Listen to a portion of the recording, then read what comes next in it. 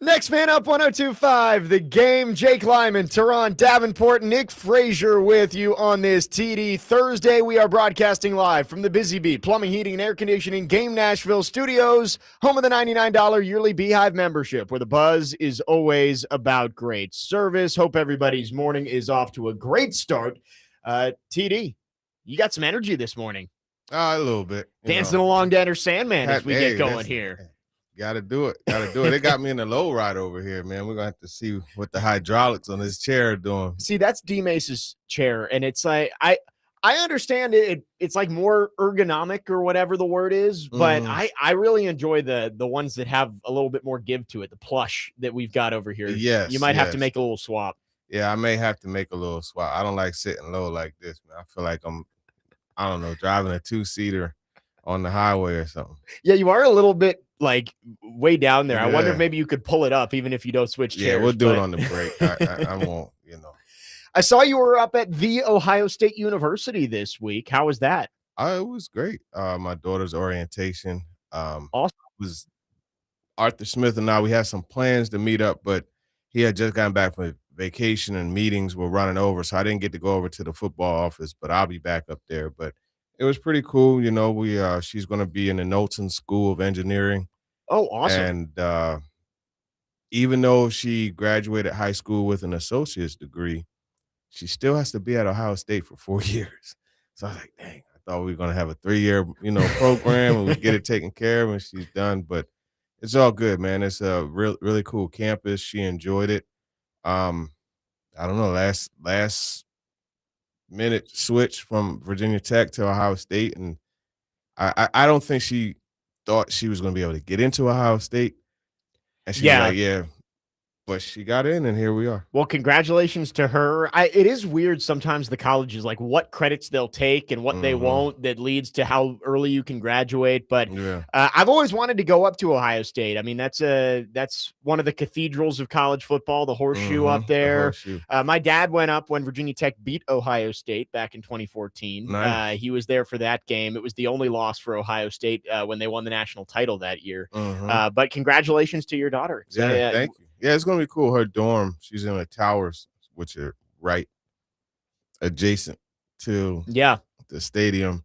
And then it's a short walk to her what do you call it? Her building where she'll take most of her classes. So it's I'm awesome. Happy. Love it. Well, we're glad to have you in today, TD. Nick Frazier is at the controls today. Dr. Crane, how's it going this morning? Good morning, fellas. It's good to be in behind the board. It's been a minute. Yeah. It's been different this week without Parker. Parker's up in Chicago. So Nick Frazier, you've done this before, right? You did this a couple weeks ago for us, I want to say. Yeah. So we believe in Nick Frazier with the bump music for TD today. Yes. We need energy. SEC Media Days continue. We'll talk a little college football later in the show, mostly Titans talk today as we get ready for training camp. Big news today is Lane Kiffin is up there at the podium for LSU. I heard from Robbie and Joe, I guess, that he went up and filibustered for 25 minutes, so he didn't have to take many questions up there. Maybe a little bit of scared of some Ole Miss questions coming down. Yeah, I could see that. I could see that as they show the LSU logo on the screen. Yeah, I could see that. That's actually kind of smart. Right. I mean, I guess if there's a certain amount of time that you have to be up at the podium, the longer you talk, the less you leave it up to chance of what some reporters could ask you. And I'm sure there are still some reporters from Oxford who stuck around after Ole Miss went yesterday to talk to Lane Kiffin.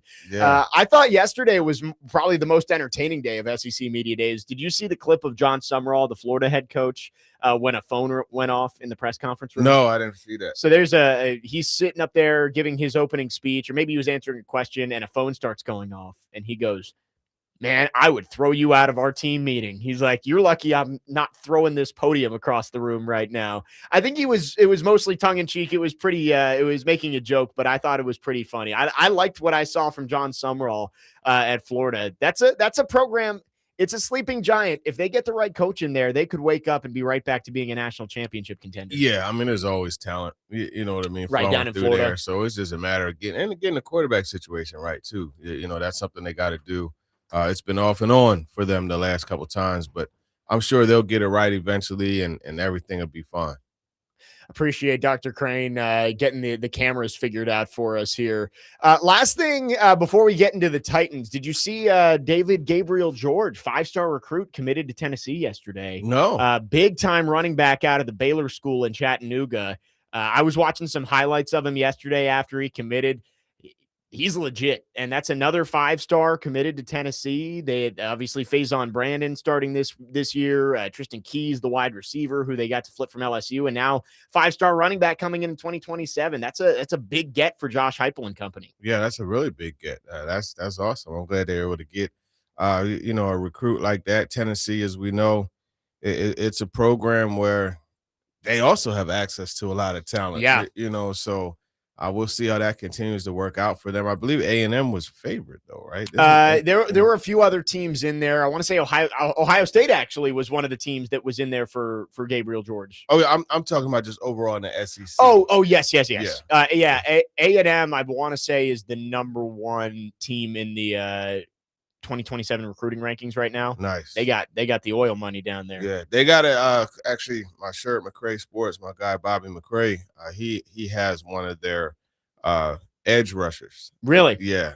So hopefully that's a relationship that can maintain going into the league, because that'll be a good one for him. Yeah, that'd be awesome. And A&M, I want to say Mike Elko has the number one recruiting class in the country for 2027 right now. So, you're seeing all the money get put out there in the SEC, and Tennessee with a big get yesterday to get a 5-star running back. 615-737-1025 is the phone number. We'd love to hear from you. Our phone line's driven by WilsonCountyHyundai.com. As always, your chance to talk to TD is coming up at 10 a.m., so make sure to get your questions in for Turron. Anything you've got for TD, we will get to it coming up in hour number 2.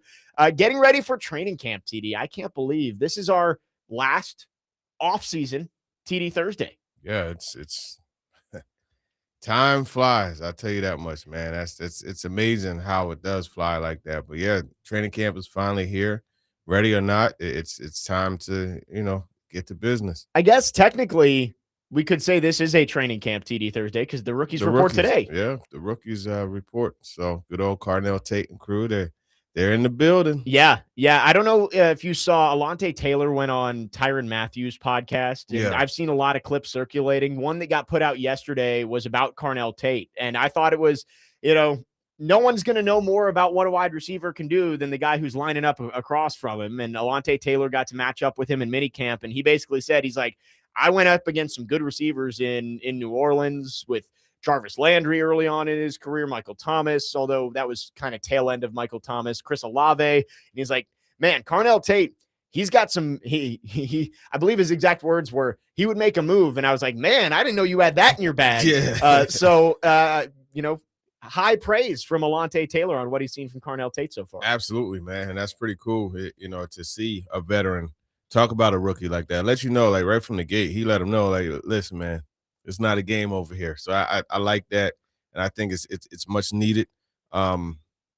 He's someone, I think, ESPN, they had the prop bets, and the suggested bet was Carnell Tate plus 6, over 6 touchdowns this year. Yeah, let me see. I did see that.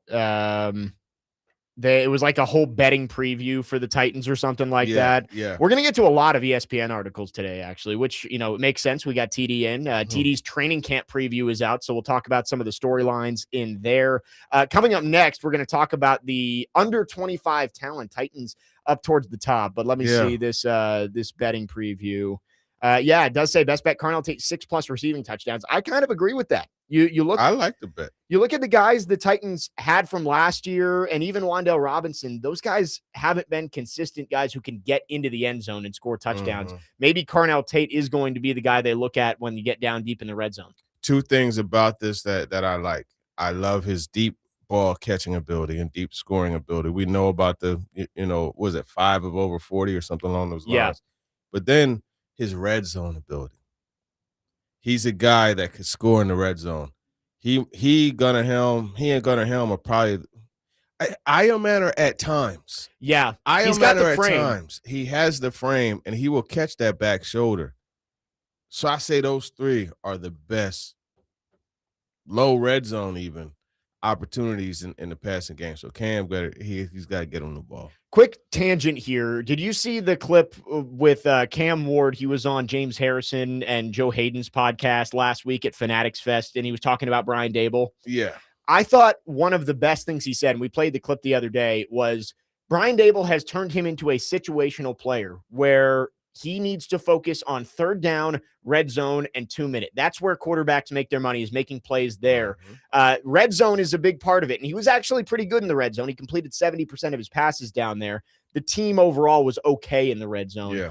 But I thought that was really insightful from Brian Dable to talk to Cam Ward of like, just live to see another play on first and second down. You don't have to win the game on first and second down. You're going to make your money on third down and in those big time situations. That's an old school approach to quarterbacking. And that's why a lot of times, Joe Montana is viewed as one of the best quarterbacks ever because he was absolutely money on third down in the red zone. Yep. And I think with Cam Ward, third down was an issue last year. And obviously, third downs are a lot easier when you get yourself into position where it's manageable, when you're in third and six instead of third and long. Yeah. So you have to be able to put yourself in position on first and second down. But I think that's important for a young quarterback to get their head wrapped around that of, I don't have to get 40 yards on 2nd and 7. Yeah. If I get 3 yards, I can go make a play on 3rd and 4 and keep the drive alive. Yeah, exactly. And I think there's a balance that you have to dance, especially when you're a quarterback like Cam Ward, who likes to take those risks. Yep. We said it last week. There's a whole lot of Brett Favre in Cam Ward, right? And that's a good thing. Yeah, you can't coach that completely out of him. You got to let him continue to take those shots, but you got to understand that they have to be very measured and calculated. Yep. And a lot of those plays that you want to go try and make come on third downs and in the red zone. And when you get into 2-minute, that's where you want that Cam Ward playmaking backyard football to come out. Yeah. But you've got to have him making the right decisions and not hurting the team early in downs to give yourself a chance when you get into third down. 615-737-1025 is the phone number. We'd love to hear from you. Our phone line's driven by WilsonCountyHyundai.com. Rookies report today for the Titans. Veterans next Tuesday. Training camp is almost here. And this week, Aaron Schatz over at ESPN ranked the NFL teams by their under 25 talent. He's got the Titans in the top 5. We'll talk about that coming up next as the young guys get into training camp today. Jake Lyman, Turron, Davenport, Nick Frazier off and running on this TD Thursday. Next man up, 102.5 The Game.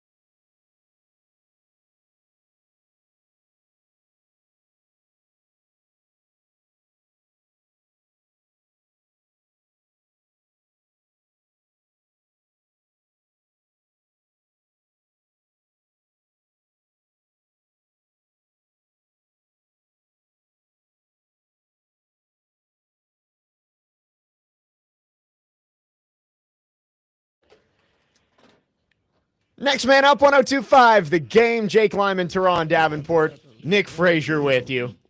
TD with a little request here to start off the day. Yeah, that's it right there. You got right there. Dr. Creighton got that up nice and quick. Well done. I'm a experienced professional. That's true. Just That's occupation, Yeah, this is Nick's element that he's in right now. Toxic Tunes. Titans training camp coming up. First practice about a week away. Rookies report today. Veterans report next Tuesday. And with the young guys coming in, I saw this article from Aaron Schatz of ESPN going through the young talent around the league and ranking the teams by their talent age 25 or younger, under 25 years old. And looking at the Titans, they are number 5 on this list, up from number 9 last year. Yeah. Do you agree with this, TD, that the Titans are one of the top 5 teams when it comes to the young talent they have to build around? Believe it or not, I actually do.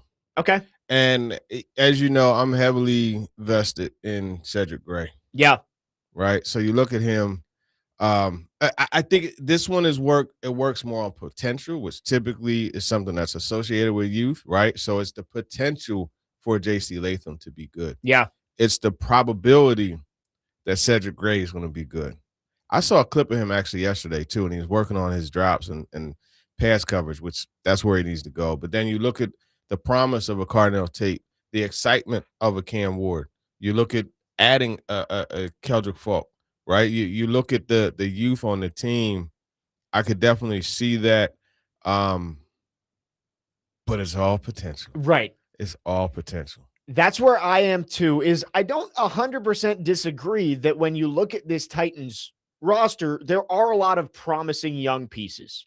Cam Ward, Carnell Tate on the offensive side of the ball. You've also got JC Latham. You've got some young up-and-comers at wide receiver as well with Alec Imander, Chimdike, Gunnar Helmet, tight end. So there are some guys there. On the defensive side of the ball, you mentioned Cedric Gray. You've now got Anthony Hill in there. You've got Kevin Winston. You've got Femi Oladejo. How could I forget Kevin Winston? Right. Like there are so many young pieces that you're like, man, there's potential there. But is there a single one of those guys that I listed off that you are like 100% confident is going to be a guy for this team, like is going to be a pillar of this franchise moving forward? That's where I come up a little bit short of saying I think this is one of the best young cores in the league, because I agree there's so much potential for those 10 to 12 guys that are listed in this article and we just talked about. But I don't know if any of them I look at and like, that's a future star in this league, and I know it. This is going to be a big year for the Titans' young core to prove themselves. I'm going to go out on a limb. Go ahead. I'm 85, 90% confident Carnell Tate is going to be a star. Which is funny, right? Because I think if I look at the list of the guys in here, he's probably the one I feel the most confident about, and we haven't seen him play a single snap in the NFL. Yeah, but just the way his game transfers to the league, I'm very confident he's going to be a star. He is listed as one of 2 blue chips, and Cam Ward is the other one, which I think I understand he's the number 1 overall pick, second-year quarterback. He kind of has to be a blue chip for this team moving forward. But I think you're right. When I look through this list and you talk about the young talent on this team, like Latham and Ward, I think are 2 guys who are heading into just crucial seasons to prove that they can be the guy and live up to where they were drafted.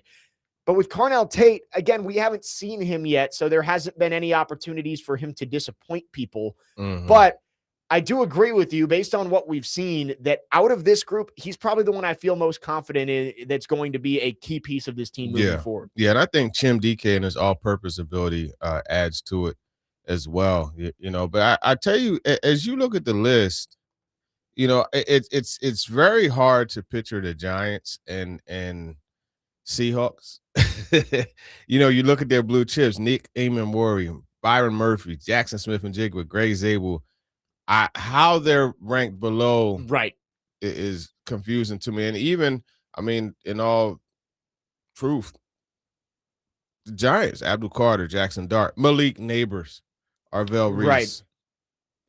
I think, and then, Myoga, who they drafted. So, look, I'll say this: it's promising for the Titans, right? It's very promising. I think this is a team that really quick flip the roster, and you have a good mix of young talent and older talent. But the problem are the question marks on where the question marks are. Yeah. You have 4 question marks on the offensive line, right? Yeah. Edge rusher, huge question mark, right? You have, Jacob Martin. Every show we're gonna mention him, Right. right? 6.5 sacks last year. He's going to be a solid guy, but you don't have the guy, Jermaine Johnson. What is he going to do? Right. He's had one another year good removed, season. right? He just got married recently. Maybe that congratulations to him. Maybe that gives him another why. I don't know. We'll see. Femi, we know the question marks with Femi. Yeah. So we'll see. But I think overall it is a solid young roster. But there's just too many question marks to put them in, because also in that betting part, the playoffs, I think it was like plus 178 or something like that. Don't bet that. Yeah. If this team made the playoffs, I would be pretty shocked. I think this is a team that's going to be better, and they kind of have to be better. If you're a 3 or 4 win team again next year, it's not going to be good for anybody, whether that's Robert Saleh, Cam Ward, Mike Borgonzi. I don't think this is a top 5 young core in the league. No. I agree with you. Like, I would put the Giants above the Titans. Again, they've got remove the quarterbacks from it, because I don't feel confident in Jackson Dart. I don't know what Cam Ward's going to be, but the Giants have Abdul Carter. They've got Malik Neighbors. They've got Arvell Reese. They draft Francis Mauigoa. They've also got some young guys they've brought in the last 2 years who wouldn't be blue chips. Scattaboo has been making bad headlines this last week with, trying to do a flip. We'll call him Flipper. That they also drafted Colton Hood this year, who's only 21 years old, out of Tennessee. Like, the Giants have more young talent, and more young talent that I think I feel confident about, right? Like Malik Neighbors, as long as he's healthy, I think Malik Neighbors is going to be a superstar wide receiver in this league for the better part of the next decade. Easy. He is that good. The Seahawks, they just won the Super Bowl largely in part due to their young talent. Eman Worry, Jackson Smith and Jigba, Byron Murphy. Like, there's can't forget Gray Zabel either. Right. They've got a lot of young talent. The Titans, it's just too much projection for me to say that this is a top 5 young core in the league, because again, if it is what we're talking about, and Carnell Tate is the guy that we feel the most confident is going to be a star, and you've got those other guys who are all iffy, like there's not another guy on that list that I'm like, yeah, I'm 100% sure he's going to take a step and be a consistent Pro Bowler or an all-pro over the next few years. Yeah, sure, there's a chance that all those guys work out, and the Titans could be pretty good in a couple of seasons. But the odds of all of those guys taking big steps forward over the next year or two, I think is probably not very good. And that's, where it is. You know what I mean? All of them aren't. There's going to be some guys that you like, man, I really thought he was going to be good. But I think if you look, there's a lot of promise here. And the good thing, a lot of it is tied, right? Cam Ward's success is tied to Carnell Tate becoming the star that we think he could become. Yeah. And then you also look at how it's tied to Gunnar Helm developing into the red zone threat and tight end number 1 that he potentially can become. So there's a lot of things tied. And obviously, on the flip side of the ball, you got at each level of the defense, right? You got the up front, pass rusher with Falk and Femi. You got the second level with Gray, and then you look in the back with Hill also. I thought it was interesting in the story how they said that Hill's going to take over. Yeah, it says Hill moves into the starting lineup as a second-round rookie linebacker. I didn't realize that he was first on the depth chart. Yeah. Not what I saw. You've been pretty adamant that Cody Barton's probably going to start the year as next to Cedric Gray. And you got to go back and look at the situation, right? I spoke this on Talking with TD. You got to go back and look at it. The ability to play fast quickly is tough, especially for a Mike linebacker. And for a Mike linebacker, you got to play fast. You have to be first to the football. You got to read and diagnose quickly, but it's a lot harder when you're processing everyone else's position. Right. Just as Cedric Gray. Yeah. He had a tough rookie year. You know what I mean? And obviously the injury was in that too, but it made it difficult. And Robert Saleh spoke on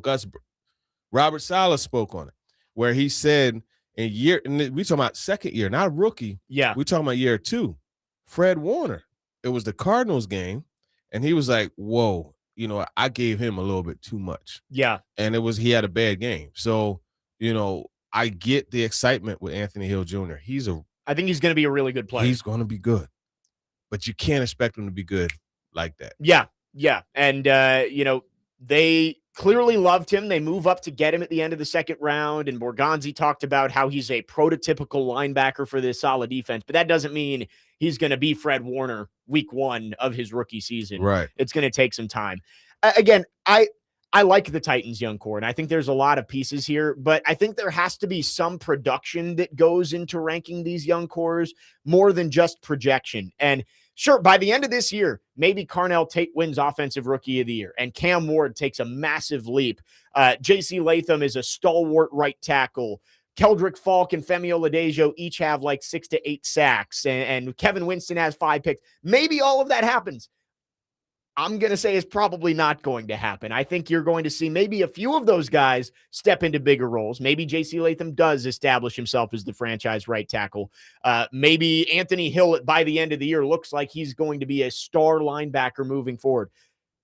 But I don't think you're going to see all of them. And I think that's why there's too much projection going on with the Titans in this article. Yeah, there's a lot of projection. You're not going to get pushback from me on that one. Yeah. And it is what it is. As the saying goes, son, your potential is going to get me fired. So hopefully for Brian Daboll and everyone else's sake, that doesn't happen, man. Well, and I think that is what gives you at least a little bit more hope, is that this is a coaching staff that has proven to be solid developers of young talent. Robert Saleh's done it as a defensive coach with the 49ers, and you even saw it with the Jets. His defenses were good, and he developed solid players during his time in New York. Brian Daboll's done it with the Bills, and even with the Giants, he's developed some young pieces. Again, Malik Neighbors, we talk about, he had a huge rookie year in a Daboll offense. So I think that gives you confidence that you've got experienced, successful coaches in position now. But you still have to see it before you start counting your chickens, right? Like you can't start saying, oh, the Titans have this superstar young core when you haven't really seen it on the field from most of those guys so far. Yeah, you got to see it first. And, we've seen it before, where guys look really good. Right. Shorts and T-shirts, you know what I mean, and helmets. But then the pads come on and it's like, Yep. And training camp just a few days away. We'll start to get more data points on these young guys as they gear up for the 2026 season. 615-737-1025 is the phone number. We're 30 minutes away from your chance to talk to TD. Get your questions in. 615-737-1025. Our football offseason coverage on 1025 The Game is presented by Tennessee Brewworks, finely tuned craft beer for finely tuned fans, and Parman Tractor and Equipment, providing totally outrageous customer service. Visit ParmanTractor.com. Jake Lyman, Turron, Davenport, Nick Frazier, next man up. 1025 The Game.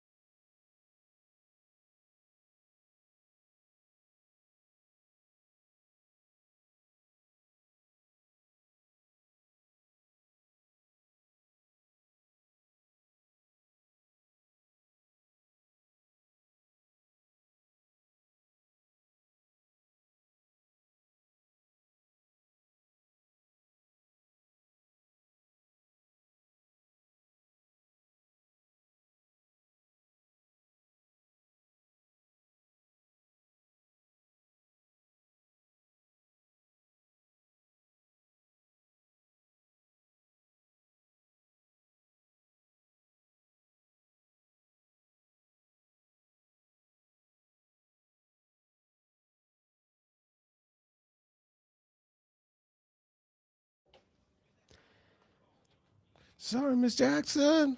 I am so real. We got TD karaoke early on here on this TD Sorry, Thursday. Miss Jackson. I'm telling you, we need a full show where TD just sings for Just music. Yeah. He said for album? Well, now thinking about it, it's like the summer has flown by on us. It would have been Man. good to do earlier this month, but now we're actually getting into football. Turron okay. Davenport with us for the full show, presented by Bart Durham Injury Law. Talking Titans training camp under a week away, and we were talking about the young cores around the NFL. Titans ranked 5th by Aaron Schatz of ESPN, naming Carnell Tate and Cam Ward as blue chips. Also talking about some of the other young players, Alec Imanner, Chimdike, Gunnar Helm, J.C. Latham. On the defensive side of the ball, Keldrick Falk, Kevin Winston, Anthony Hill, Cedric Gray, and so on and so forth. I was saying, I think Giants, Seahawks, and I would put the Raiders ahead of the Titans too. I mean, Brock Bowers gives you an ultimate leg up because it's like we were talking about, do any of those Titans players, are you confident they're going to turn into a star? Brock Bowers already is a star. He is already the best tight end in football. So I give them that leg up that they have a bona fide top guy at a position on their team already at 23 or 24 years old. No doubt about it. That is something that you definitely have to say because there's few tight end. I don't know. Yeah, he might be the top tight end in the league. It's probably right him now. and McBride. Yeah. Trey McBride, another one, just came in and balled out, man. So I get the Raiders, but it's Brock Bowers. Yeah, and because like Genty, you'd put him in there too, but he had a rough rookie season, and he's got a lot of tread on those tires. A lot of wear, I should say. I saw a number. They compared Genty to Trent Richardson. I know. Yeah, it was eerily similar, the numbers that they put up. And yeah, you just look at how many carries he had at Boise State. Like that was our conversation around Jeremiah Love, where it was Jeremiah Love was splitting carries. He didn't have nearly as much wear on his tires. Whereas you look at what Genty had to do his final year at Boise State, he basically was that entire offense. He was getting 40 touches a game. Yeah. Where was Arizona on that? That was what I was just going to look for because they've got young guys. I guess McBride's not under 25 anymore, so he's not included. Oh, he was one of the graduates. So they've got Marvin Harrison Jr. They've got Jeremiah Love, but that's really about it. You could add in there other draft picks from this year. Carson Beck, who actually turns 24 in November. He's already pretty up there. You've got Chase Basantis, who they took in the second round. They've got Darius Robinson, Walter Nolan. I like Robinson. He reminds me of another guy they had, Marcus Golden. You know what I mean? As far as the heavy hands and ability to play inside, outside. They've got Will Johnson, too, who he slipped out of Michigan at cornerback. But no, the Cardinals are 19th, which is like, it's low, but I also understand that McBride's not a part of that anymore. He's aged out. So you've got Jeremiah Love, you've got Marvin Harrison, who's been good, but not great like you expected when you took him fourth overall. Yeah, that's one where you wonder what's going on there. Because this dude, look, he had it all coming out of Ohio State. Had it all. It's just not coming together right now. Looking at the Giants, 4312 on the text line says, people are way too high on the Giants. They aren't that good. I have more faith in the Titans core by a large margin over the Giants. He says Malik Neighbors is going to come back washed. That injury is worse than they are letting on. Yeah, I don't know. That's one of the big storylines of training camp for me because that injury clearly was bad. He had to go back in, get a second cleanup surgery. It looks like he's going to be available for training camp and not have to start on the PUP list. At least that's the reporting. Yeah. But it is going to be one of the bigger storylines around Giants camp to see if he's back to 100% when the season starts. Those types of comments where, just automatically assume he's going to be washed, is that in the third. I just laugh at those because A, you don't know this man. B, everybody's body is different. Right. And C, you don't know what's going on. Right. All we have are reports on what's going on with Malik Neighbors. To speak with so much certainty, it's comical to me. I think there's a large reason to be cautious with Malik Neighbors. Again, that injury tore the ACL. It was like there was something else big too, like dislocated knee, maybe the MCL too. Something I'll have to look it up, but it was a bad knee injury and clearly is not healed quickly. But I'm going to believe that Malik Neighbors, they're going to get him right, and he's going to be a good player when he comes back. I don't know if you saw the Tyreek Hill comments kind of in the same vein this morning. He said that he feels like he has no power in his left leg anymore. He's still a free agent. I just wonder if it might be time for him to call it quits. Like, if he is one of those guys where his game relies so much on speed, and that if he loses that even by just a fraction of a second, like you're going to be in trouble trying to play with the top level players you'll see at the NFL. Yeah, it's tough because he's one of those guys, like you said, that relies on the speed, and that's his main weapon. It's not his only weapon, but it's the main one. And to not have that power on there, he's pretty much Yeah. it's pretty much over for him.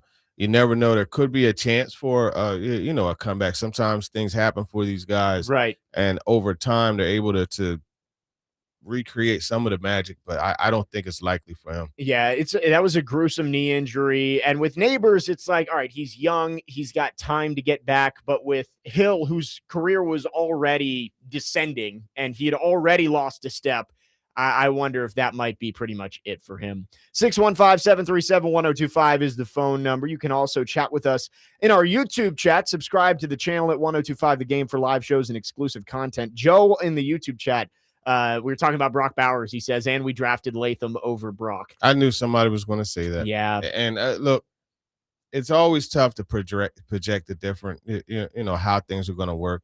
Who knows what Brock Bowers would have been here? He went to the Raiders. They've been able to find a way to use him and play well. And it just, JC Latham is what he is here. We'll see. I've said this before, and it's gotten mixed reviews because Rand Carthon was the one who made the picks of Peter Skoronski and JC Latham.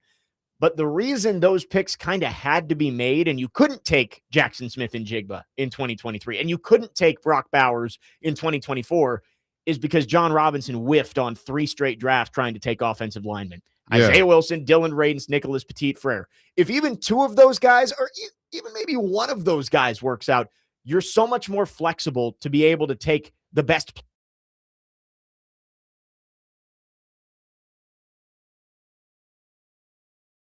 play. You were kind of backed into a corner to take a guy like JC Latham over Brock Bowers, because if you didn't, you weren't going to be able to protect your quarterback. Exactly. And end of the day, the line. And we know there's a good chance it would have been a Latham under Berganzi too, because Berganzi has always said you invest in the trenches first. You build your roster inside out, and that's kind of a universal understanding.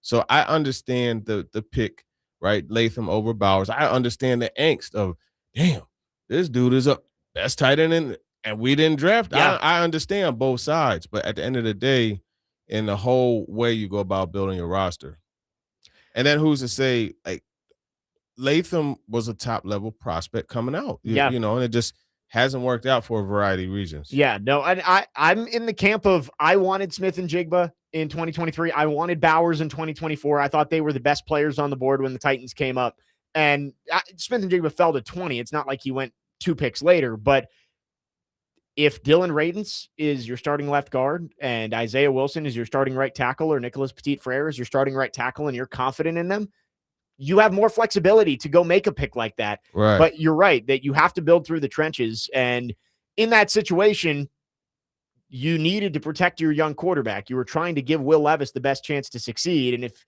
he's on his butt, he can't really find Brock Bowers as a tight end. So I get it. Like, I hate that they couldn't take Bowers too. He was on the board, but you were kind of backed into a corner with the situation you had on the offensive line.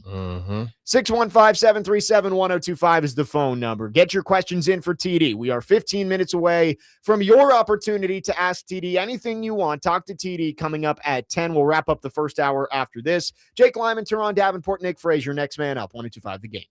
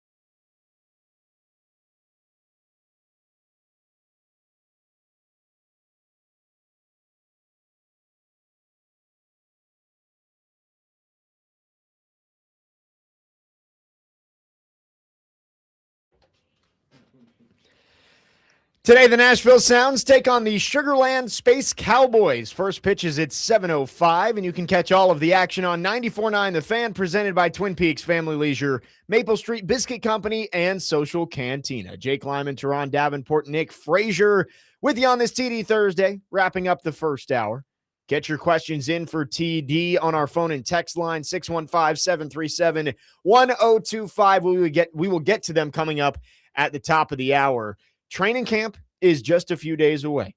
Rookies report today. They are getting over to Vanderbilt Health Sports Park. Is that what they're calling it now? That's what it's called. I keep messing that up. I'm so used to St. Thomas. But the rookies are over there today. The veterans report on Tuesday, and then we go all the way through January, and we will see what the Titans look like in 2026. TD's training camp preview is up now on ESPN.com. We'll get through this slowly throughout the show, but did want to get to the top headline. We've talked about this a lot, TD. Can Brian Daboll help Cam Ward become an elite quarterback? And that is the biggest question for the Titans throughout the entire season. Cam Ward needs to take a step. You saw improvement towards the end of his rookie season. You've now got a guy who has, I think probably one of the most miraculous quarterback developments over the last 15 years was Josh Allen. You have in the article that he helped Allen raise his completion percentage from 53% as a rookie to 69% in his third season. That is almost unheard of. Brian Daboll is tasked with, again, doesn't have to be the same jump, but developing Cam Ward into a more accurate passer and a guy who can be the franchise quarterback for the Titans moving forward. Right, and not just a more accurate passer, but a more intelligent passer. And if you go back, and this is where it's really cool to see the quarterback series, right? You go back to the Broncos game, taking the sack. That's something that you can't do. And he knows that being a better situationally aware, a more intelligent player, you're not going to see that. But then also, if you remember the idea of, Bo Hardigree's sitting down with him and saying, hey, you got to take that. And once you start taking that, it's going to be easy. So easy. And these are the things in which allow you to become a more accurate passer because, you do want to take those shots where you're fitting it into a crazy place like he's done multiple times already in the league, in games, and also we've seen OTA's minicamp. But you also you got that dump the ball off. Let Tajay catch it and get you another 10 yards. Yep. And that shows up on your stat sheet as a 12-yard pass. So those are the things that I think you look at Josh Allen, that's where he started to get better, to where he learned to take some of the open opportunities that may not be the triple or the home run. Sometimes that single with the bases loaded is going to score. And sometimes it's going to score 3 runs. Yeah. Most of the time it's going to score 2. You can't go broke making a profit. And that's the thing that a young quarterback has to understand. Yeah, and I think we saw him improve at that throughout the season. There were less turnovers. You saw him being more willing to take the check down. But you also have to be able to hit those deep shots when you get the opportunities. And we did see the accuracy down the field wasn't great throughout his rookie season. That has to be improved. But I think Brian Daboll, if you were going to handpick one person around the league, outside of like the obvious guys who would never leave their current spots, McVay, Shanahan, Kevin O'Connell, some of those guys who have a proven track record of everything they touch turns to gold. Of the guys available to you this offseason, I think Brian Daboll, you could not have gotten anyone better. Yeah, and there was some clamor for Cliff Kingsbury, and I understand that, looking at what he did with Jaden Daniels, you know what I mean? So you do have that, but I just think the mature, seasoned, long-term, all those words is Daboll. It's Daboll. But I think there's also another bonus in there with Daboll that isn't really being recognized as much. Daboll's a head coach. Yeah. You know what I mean? And you got Gus Bradley, a head coach. Like, these guys have experience being head coaches. That's all the more. It's like in the government, you got your cabinet. You know what I mean? Right. He has his veterans that been there, done that he could refer to. Robert Saleh, that is. And I think that's going to be important. No, I mean, it's we always talk about when you're making firing decisions, there's the pendulum. Amy Adams went from the hard ass Mike Vrabel to the nice guy Brian Callahan. But I think more important than just going back to the defensive hard nosed type of guy in Saleh, it went from absolutely no experience on the coaching staff to all the experience you could possibly want. Mm-hmm. 4 guys who have been a head coach at least at some point in their NFL career. Bones Fossil was on an interim basis, but has been the guy at the front of the meeting room.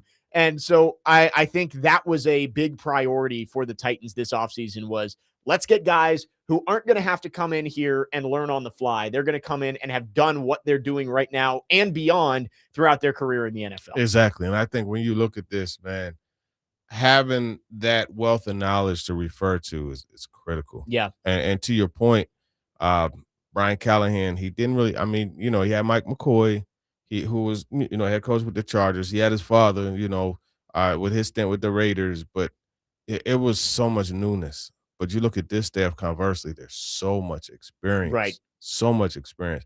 Then you also have it in the front office, too. Dave Ziegler. Reggie McKenzie, over 100 years of experience with those guys, So I think they're in a good place, but Sunday is when we're going to see where they are, right? And to me, I'll say it over and over and over and over and over and over again.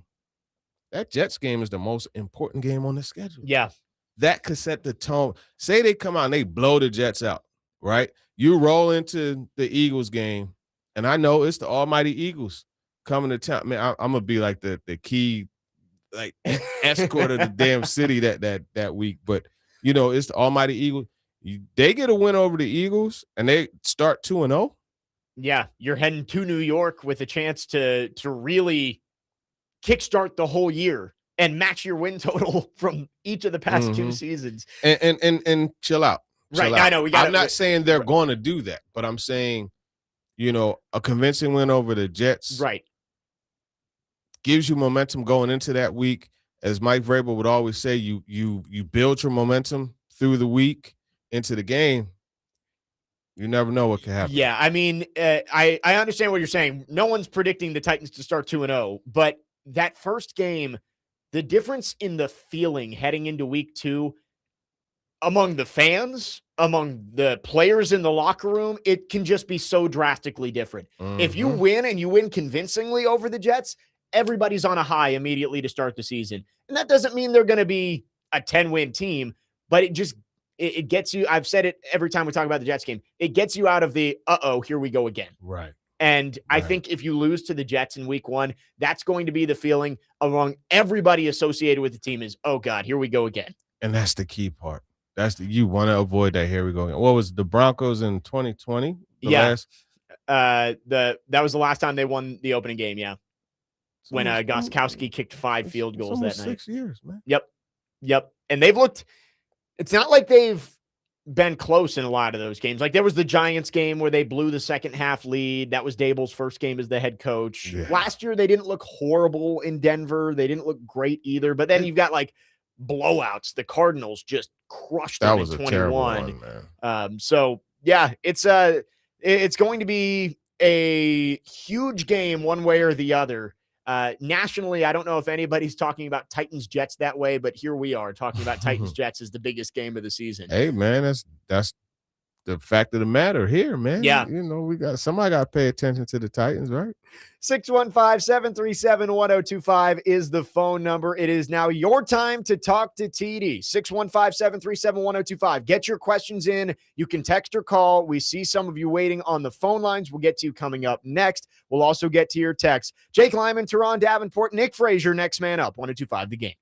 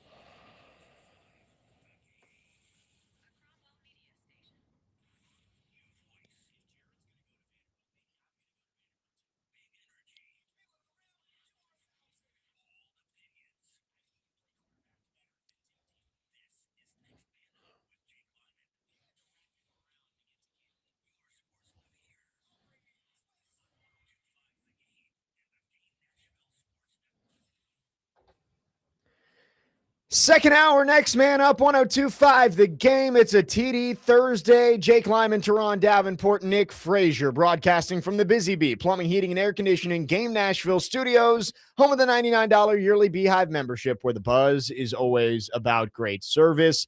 As we start the 10 o'clock hour, as always, it is your chance to talk to TD. Whatever questions you have for Turron, we will get to them over the next 30 minutes. 615-737-1025 is our phone number. You can text or call. Before we get to your questions out there, Nick Suss just tweeted this out, and I think this is possibly one of the funniest errors on the Titans website that could possibly be there. There is a second number 79 listed on the Titans website.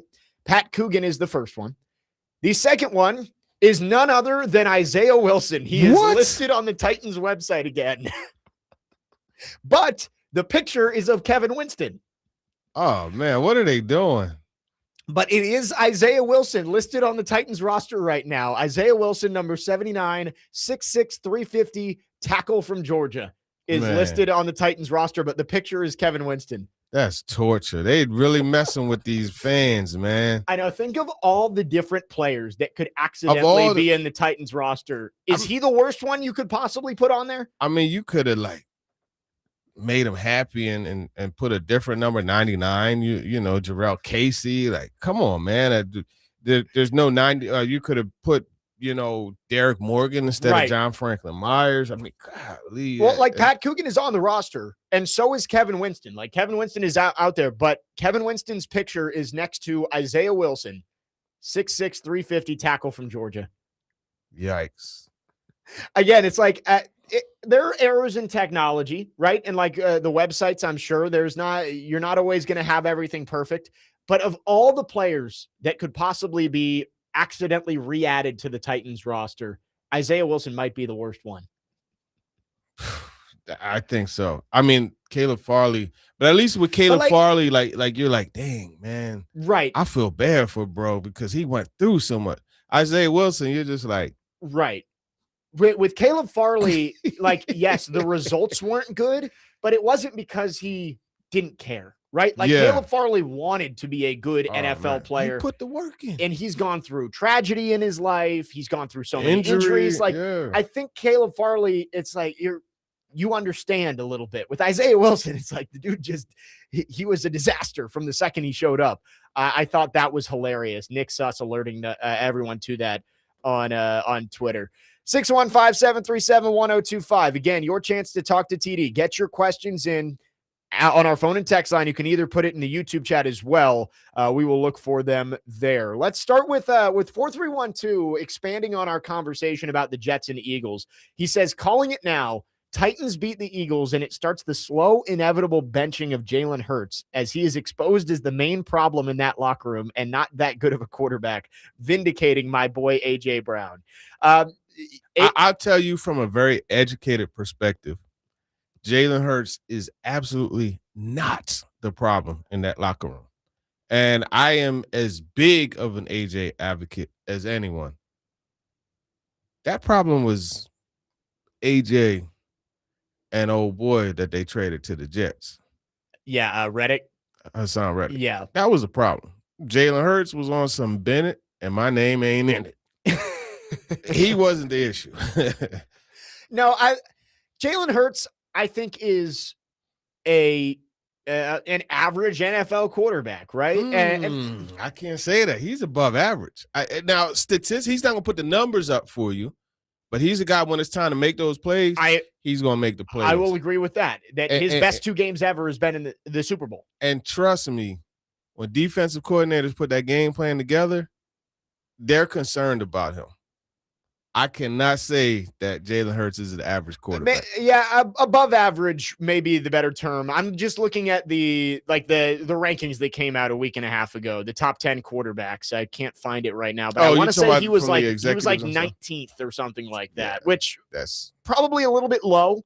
But I would say he's 12 to 15, somewhere in that range. I think he's in the top half of the quarterbacks in the league. Yeah, I think that is for sure.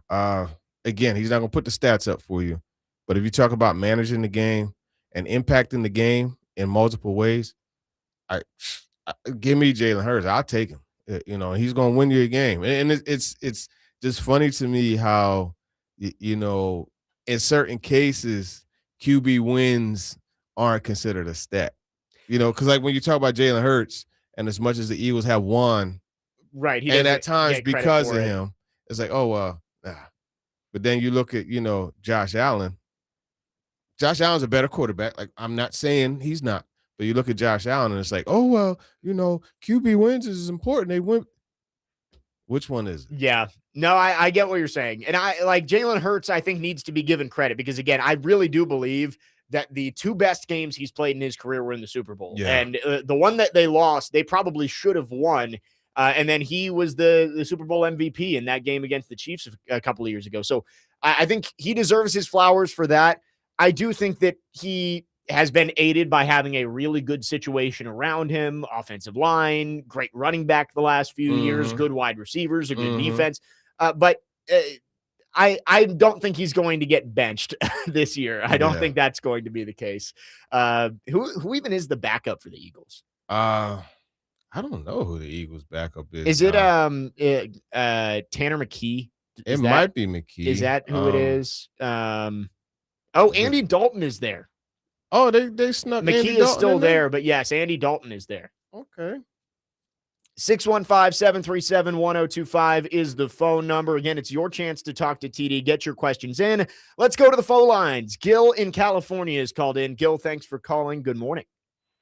Hey, good morning. What's going on out there with y'all? What up, man? If I'd have known you were waiting, I'd have had Nick play like some MC8 or something like that for you. You know what I mean? I know you coming in from the West Side. Yeah, you already know I'm coming from the West, man. To the West Side, to the West Side. That's it. Hey. So, TD, I had a question for you, man. I was talking to my girl the other day, and I told her I wanted to come out to Tennessee to a Titan game. And she was telling me she wanted to go to a HBCU football game. So if you had to pick, because since we've never been to one since we out here in Cali, which HBCU game would you pick that's like cool, safe, to have a good time, tailgate, and we can enjoy ourselves and then drive down to Tennessee and check out a Titan game the day after? Oh, well, I mean, if you want to go local, TSU. But if you're going to go, like if you're going throughout, man, you can't beat Howard's homecoming.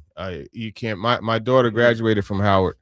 And, you can't beat Howard's homecoming. But if you catch one of the MEAC ones, Howard is also in the MEAC. But, like, you catch, like, South Carolina State. Okay. Well, let me ask you this. Like, how are you doing it? Are you flying into Nashville or like, what are you guys doing? We wanted to fly out to whichever is, like, a big, good game and have fun there. Then we'll just drive into Nashville the next day or later on that evening. Oh, yeah. So it's got to be close. Yeah. It's got to be close. Well, I'm looking at TSU schedule. If you want to go to a different city, then this might not work. But like TSU plays UT Martin on Saturday at Nissan Stadium, and then the Titans play the Texans the next day. Yeah, but he wants to get that true HBCU right. homecoming Yeah, not experience.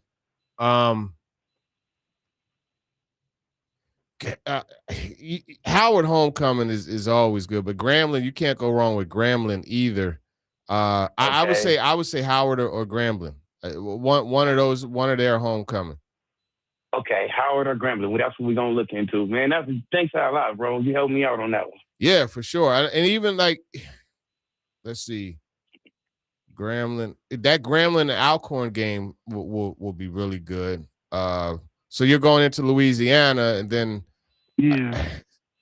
Southwest runs the specials though. Sometimes you could get a special like from New Orleans to here. You know what I mean? So it just depends on how you map it out. That Jackson State and Grambling game would be good. But I know DC has. Let me look at Howard's schedule.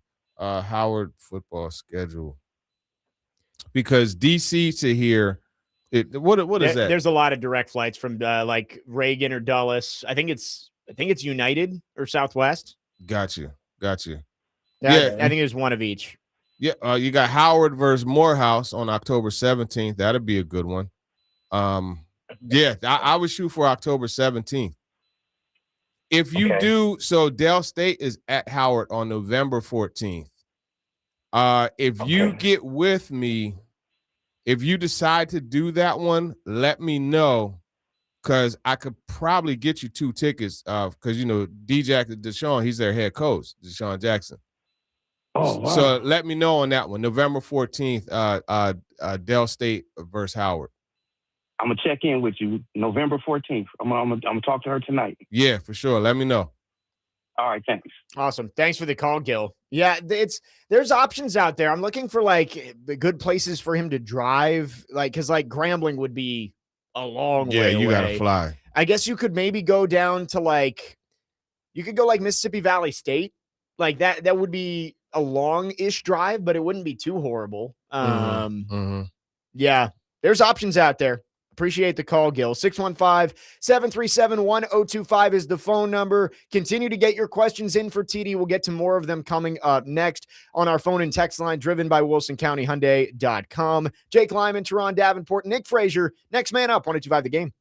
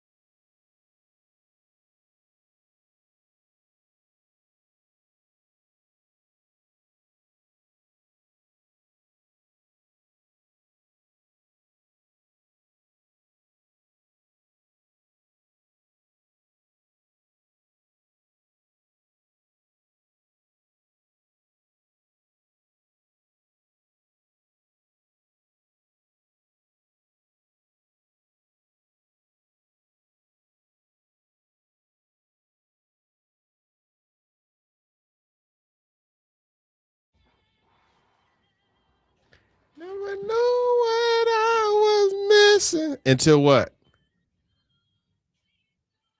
Yeah. Nick Frazier got the memo. Come on, Keisha. Sing to me, baby. This is Parker's I bet this is the most played song on TD Thursday, outside of Dreams and Nightmares, because that one plays almost every Thursday. But well done, Dr. Crane. Got to get some Keisha Cole in there for TD. Gotta get Keisha. 615-737-1025 is the phone number. It is your chance to talk to TD. Turron with us for the full show, presented by Bart Durham Injury Law. Here's a question from 7410, and I think he says the same question he sent in from a week or two ago. He says, if Cam Ward develops into a league average quarterback, let's say he turns into Jalen Hurts, why would you move off from him instead of trying to build around him? Does Hurts' success as a Super Bowl winning quarterback, and Darnold's too, suggest that it's possible to win a Super Bowl without an elite quarterback? From my perspective, it sounds like many want Cam to either boom or bust quickly so they can potentially select the next guy who booms or bust. I just don't get the logic. I mean, you could be situationally elite, and I think that's what Jalen Hurts is. Situationally elite. Down in and down out, is he elite? No. But again, when it's time to make it happen, that's when he's elite. Yeah. And I think that's kind of the potential that Cam Ward has shown. I don't think Cam Ward is going to be a consistently great quarterback. I think there's going to be times where you're like, Cam, what the HELL are you doing, brother? But there's going to be other times where you're like, I don't know that there's 5 other quarterbacks that could do what he just did. Yep. You know, and so it's like you take the good with the bad. And I think for Ward, the good is gonna it's gonna outweigh the bad. And it's just, if you watch, I'm trying to think of the best way to put it, because it's not to say that no one else works hard. But if you watch this man's work ethic, like I'm telling you, we always, if you notice when he speaks at the podium, Yeah. it's always a little bit later. Why? Because he's on the field getting extra work, you know. And then we obviously hear the stories coming out of the building about his work ethic too. It's just hard for me to see someone with that drive and with that makeup not be successful. Yeah. What does that success look like, though? That's the question. Right. And 7410 sent in a similar question a week or two ago, and I answered and said, I would prefer to know as soon as possible on Cam Ward, because it's a quarterback-driven league, and you have to find your franchise quarterback. When I say no, that doesn't mean he has to be Patrick Mahomes, right? But he has to be a franchise quarterback that you feel like if you put him in the right situation can go win you a Super Bowl, right? Like that's what you're looking for, is a quarterback who you think can win you the Super Bowl. I don't want to get stuck in the murky middle like where the Dolphins just were with Tua Tagovailoa. That's what I mean by I want to know one way or the other. I don't want to get to the point where you're like, well, he's fine. And yeah, he got us to the playoffs once. He hasn't really won in the playoffs. I guess we'll give him $50 million a year. Yeah, it's like, that's where you don't want to be in that no man's right. land. You want to avoid that. I'm not saying like he's either got to be Patrick Mahomes or you move on. I think you've got to get to the point where you believe he can be a Super Bowl winning quarterback, and then you pay him. I'd rather that than be stuck where the Dolphins were or the Jaguars kind of are with Trevor Lawrence right now. Would you take him being Justin Herbert? Yeah. Because I do think that Justin Herbert is like last year.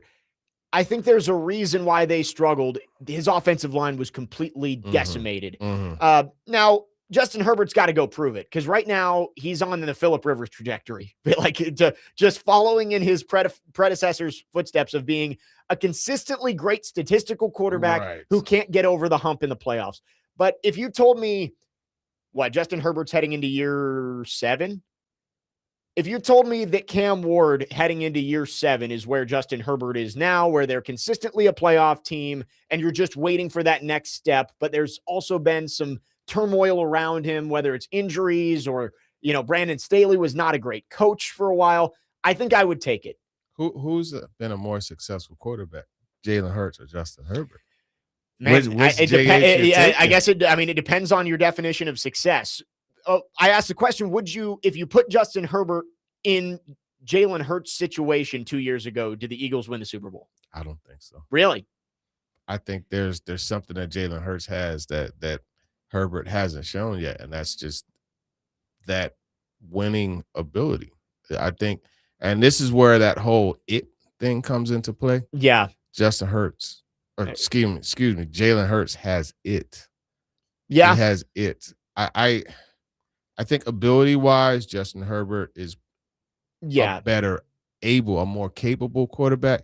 But I think when you factor everything in, the intangibles, the ice in your veins, so to speak, the big play ability, I take Hurts over Herbert. It's just such an inexact science to like judge a quarterback because there's so many different things that go into it. And some guys are better at one thing, other guys are better at another thing. Absolutely. So I don't think there's like a dividing line for me where I say Cam Ward has to be this by the end of his rookie contract. But I think you have to look at him and be 100% sure he's the franchise quarterback. And it's like you're looking and say, he's a top 10 to 12 quarterback in the league every single year. The Titans are consistently going to the playoffs with him. And you feel like he's got a chance to make a run to a Super Bowl. Yeah. And like with Tua, did you ever really feel that in Miami? Like they would get to the playoffs, but they went out with a whimper every time. It was always, you knew if they go to a cold environment. They go to Buffalo or Kansas City and they get spanked. And it's like that.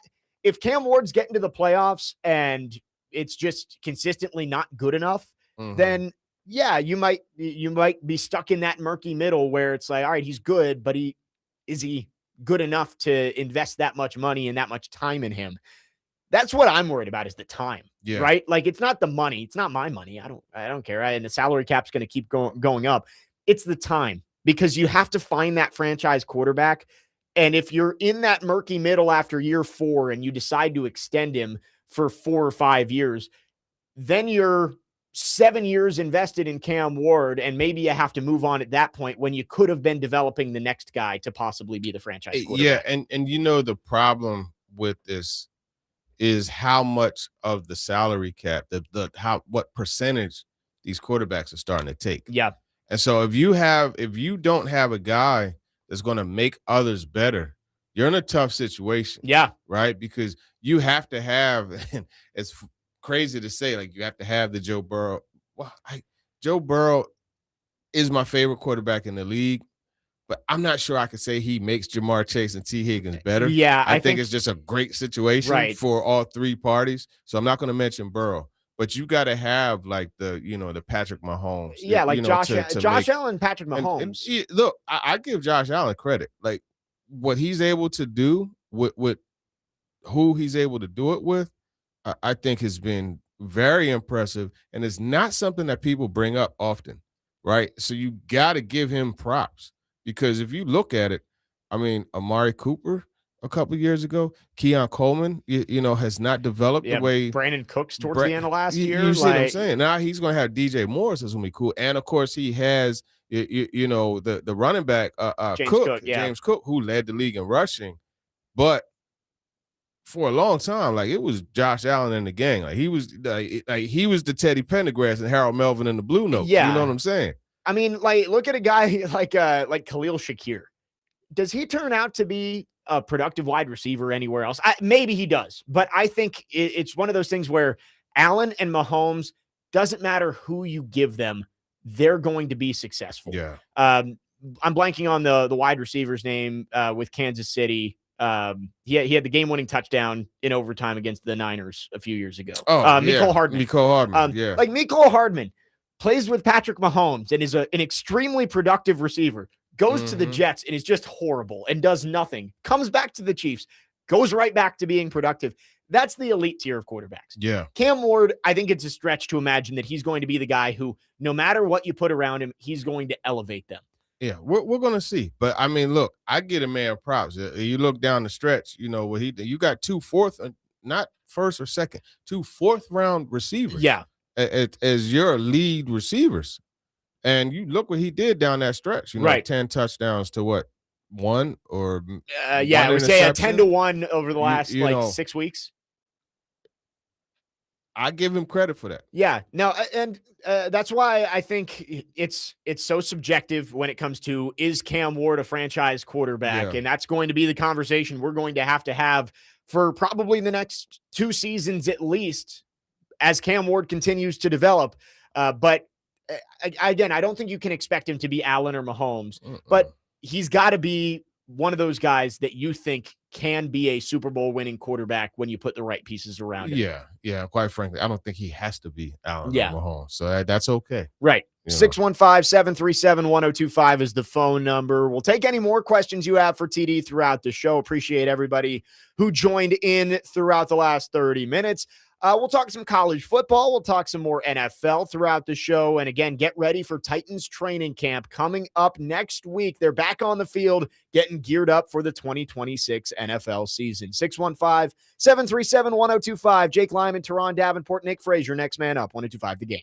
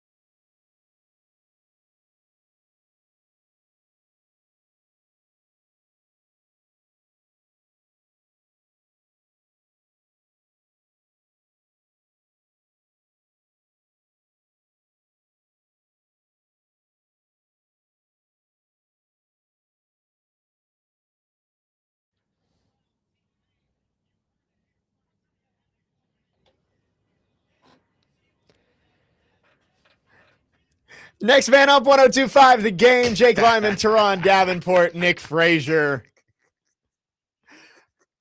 Dr. Crane's killing it back there. This has been well done. Yeah, that was a good one, man. Appreciate everybody who chimed in with questions. We'll keep it going here. We do have someone waiting on the phone lines. It is Nate who is called in. Nate, thanks for calling. Good morning. What you got for TD? Hey, what's up, guys? What's going on? Well, man, can't call it, man. I was just, I be watching ESPN sometime, right? Uh-oh. And I was like, I wonder, are they really that stupid, or they just say stuff to just, I don't know, to get ratings or something, because some of the stuff they say is just flat out stupid, man. I hear you. I mean, I think there is a degree of playing up to the ratings and generating conversation. I definitely will agree with you there. Yeah, and I'm talking about Cam Ward, man. Like, how long has Sam Darnold been in the league, man? He's been in the league for quite some time, but you know what? I'll give him credit. That dude played well last year. Yeah, he proved everyone wrong about not being able to win the big one. Yeah, but what I'm saying is, like, it takes a while for a quarterback to develop, for people to keep saying, "Oh, Cam Ward gotta do this year or next year." It's just ridiculous, man. Yeah, it's the microwave society. You're 100% right. It is ridiculous. And then I don't even think last year counted because he had zero coaching. I say this is his rookie year. You know what I mean? Because he had zero coaching, man. And I'm gonna tell you another thing. He's not gonna be able to take as many hits as he took in last year. I mean, that's what happened to Mariota, man. Like, he just took too many hits, and that's like all Titans quarterbacks throughout the years. They just take too many hits. Some of the hits that Tannehill took, man. For him to be able to get back up, man, I was like, Lord. Whole different respect for Tannehill after that. Man, he's one of the toughest quarterbacks to ever play, man. I don't care what nobody's saying. I know he had a bad playoff game that play, but I think it was like I look at him like a boxer being punch drunk. After the hits he took that year, man, it was like it was unreal. So I wanted to ask you, man, what you think about Cornell Tate, and do you think he's gonna have a breakout year, man? Thanks for taking my call, guys. Yeah, for sure. You got to appreciate you, Nate. Yeah, listen, man, what I think about Cornell Tate is I think he's going to develop into a very good receiver. And I think when you look at the package that he has, is he blazing fast? No, but he's 4.55 fast, and and in some cases high 4.4 fast. I think that's plenty. But it's just the craftsmanship that he has. It's the hands. He catches everything with his hands. The confidence he has in them, the understanding on how to tempo routes and those different things. As we said in the opening segment, Lante Taylor was like, "Oh, you got that in your bag already?" Yeah. You know what I mean? He was surprised by some of the moves that he brought. And I think Tate's going to be a good player. But it just like the other players, to expect that right away, I don't think so. But I think over time, it's going to click at some point. You're going to be like, wow, this dude is good. Yeah, I heard Robbie and Joe ask Mike Herndon yesterday, like, by what week do you think you need to start seeing Cornell Tate become the focal point of this offense, where he's a guy that defenses have to circle when they get ready? And he said, like, middle of the season, you want to see him start to blossom into that top-level wide receiver. It's probably not going to happen right away.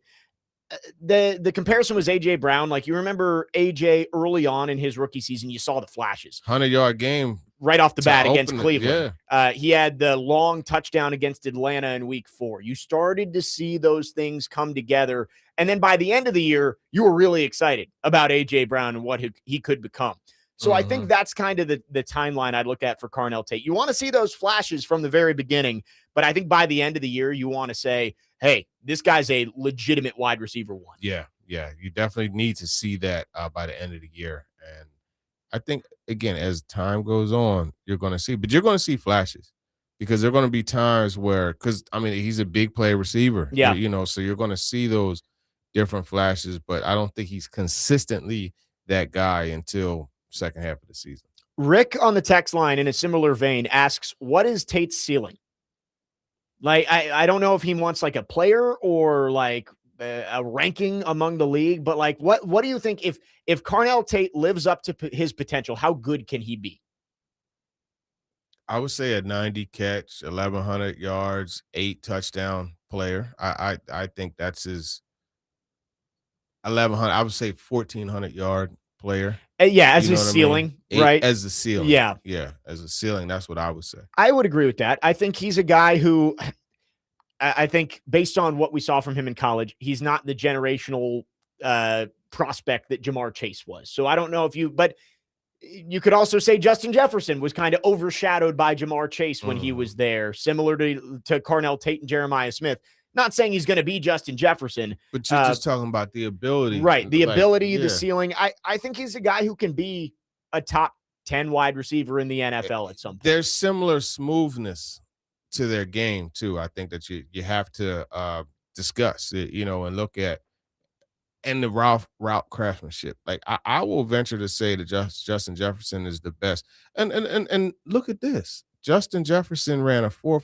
Oh no, wrong. Justin Jefferson. I was about to say I didn't. Oh, is that the linebacker? Yeah, I didn't think. I was about to say I didn't think he ran a 4.5. Yeah, because it was linebacker at Alabama. I think Justin Jefferson was like 4.47. I think it was. I think he was. But anyhow, you got the similar 4.43. 4.43, yeah. You got the similar as far as just the polish. Yeah. You know what I mean? And understanding. But I think Justin Jefferson might be the best route runner in the league. Quickly addressing some of the other things Nate said. I don't think you can say this is Cam Ward's rookie season. Like everything he did last year counts, right? Yeah, like he's got to build off it. But I agree, he looks to be in a better situation this year than he was last year. And I agree with him in saying you've got to be patient. He brings up Sam Darnold they moved on from him too quickly because Zach Wilson was the new shiny toy. And the Titans should have patience with Cam Ward. Unless it's a complete disaster this year, he should get a third year to prove that he can be the guy. But again, you also this is a league where you've got to go win, and you can't be a 3-14 team over and over and over. Cam Ward has to show that he's ascending to continue getting those chances for development. Yeah, he has to continue to show the flashes and signs of improvement. And while you're not asking for immediate all-pro status. Right. He doesn't have to be a superstar this year, but he's got to be better. He has to be better. Yep. And again, he has to be someone that makes the people around him better. Yep. That's going to be critical. 615-737-1025. Let's go back to the phone line. Dustin in Hopkinsville has called in. Dustin, thanks for calling. Go ahead. Good morning, guys. Hey, TD, congratulations on your daughter's success so far. And Thank sounds you. like she's a very smart girl. Thank you. And good morning to you as well. I appreciate it. Yes, sir. So I was sitting there, and I have these crazy thoughts sometimes. I'll ask the question at the end, but I was sitting there, I was like, man, if I could think of the Wizard of Oz, what the characters would be in pro sports right now. The Scarecrow, man, you didn't have a brain. There's 3 people right now in pro sports that would share that character. That is Scattaboo, that is Brady, and Pat McAfee. Yeah, what is Brady doing? But hey, man, this is wonderful. All the people who love fake, theatrical, athletic wrestling are so up in the air with Brady. Man, it's obvious he's going through something. These women keep us grounded, man. Giselle, there was obviously something going on. He already didn't have the brain. We just didn't know it. He just had the football brain, and that was it.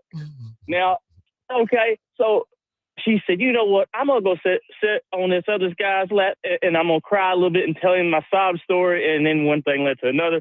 But, man, I'm calling it now. Scat's career is over before it started. You don't live by your feet and legs and lower body, and Tyreek Hill too, and expect to come back after what they did. Tyreek Hill's speed is gone. He may be selling it that he has no power to come back up, but, dude, you don't have injuries like those. And, Jackson Dart's limited too because he runs like Scat. I mean, them two crushing beer cans in the locker room after the game and in between a halftime. But, so there is a shelf life for these rookie quarterbacks, and that's just the way it is.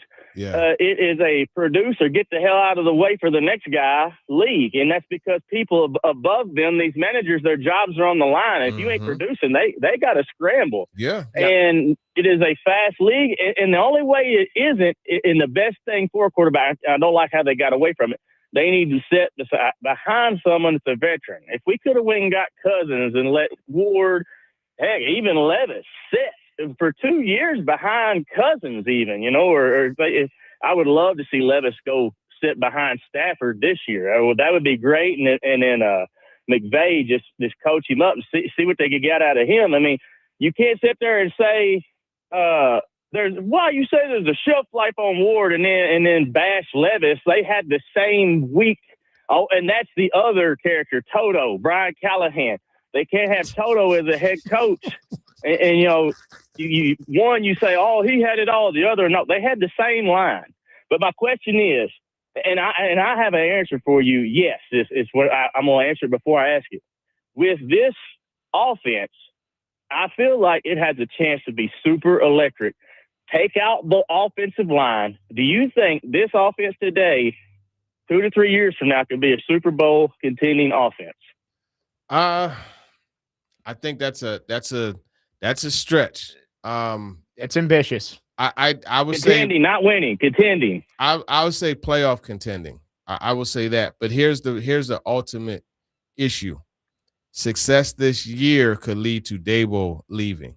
And if Dabo leaves, can they weather that storm? You know what I mean? And I know they've said they've had the plan, but the thing is, so much of it, and I know you said take away the offensive line, but it's kind of hard to do that. You can't. You know what I mean? It's like saying, hey, drive a car.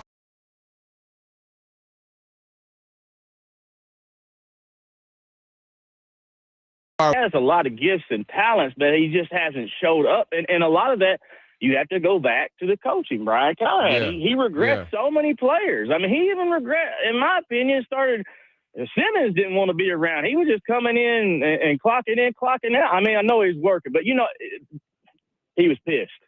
But, I feel like Spears, with this type of offense, with him saying, Ward, you're going to live by the, you don't try on first, second down. You live with the check down stuff. I feel like Ward's going to start throwing these little check downs that look like nothing, and it is Spears for 32 yards, and he's in the backfield, things like that. And then you got Carnell Tate with the big hands is going to catch those balls right in the corner on the sideline with one hand and two guys on him, and they got his wallet, they got his underwear and everything in their hands, man. It's all he can do to catch it. And then you got Gunnar Helm. All he does is catch. And I don't know how many games I've seen him catch for 30 yards, man, on the sideline. We don't have Chig for after yards for that, but we got Wan'Dale Robinson. I just feel like it's going to be electric if we can get the ball out fast. Yeah, just going to have to. Yeah, great point. You know, the quick passing game, that's going to be important.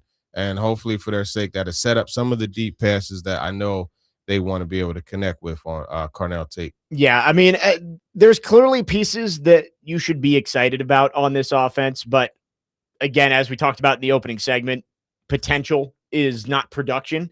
And you can't say take out the offensive line. Like, the offensive line has to get figured out if the Titans are going to get this offense to where it needs to be. 615-737-1025 is the phone number. We will wrap up hour number 2 after this. Jake Lyman, Turron Davenport, Nick Frazier, next man up. 1025 The Game.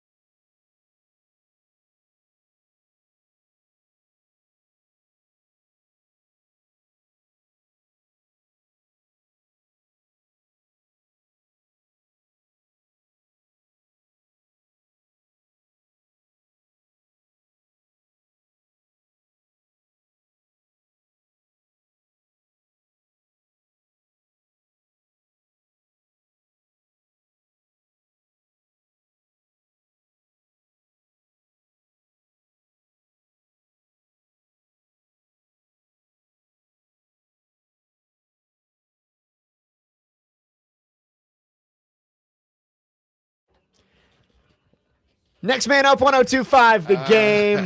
This is a good one. Yeah. Kiss you through the phone. This was one of the phone numbers that everybody had memorized. 678-999-8212. Next man up, 102.5 The Game. Jake Lyman, Turron, Davenport, Nick Frazier. Nick, compliment from Dustin in Hopkinsville on the text line. He says, I think Parker's fired. Stay on vacation.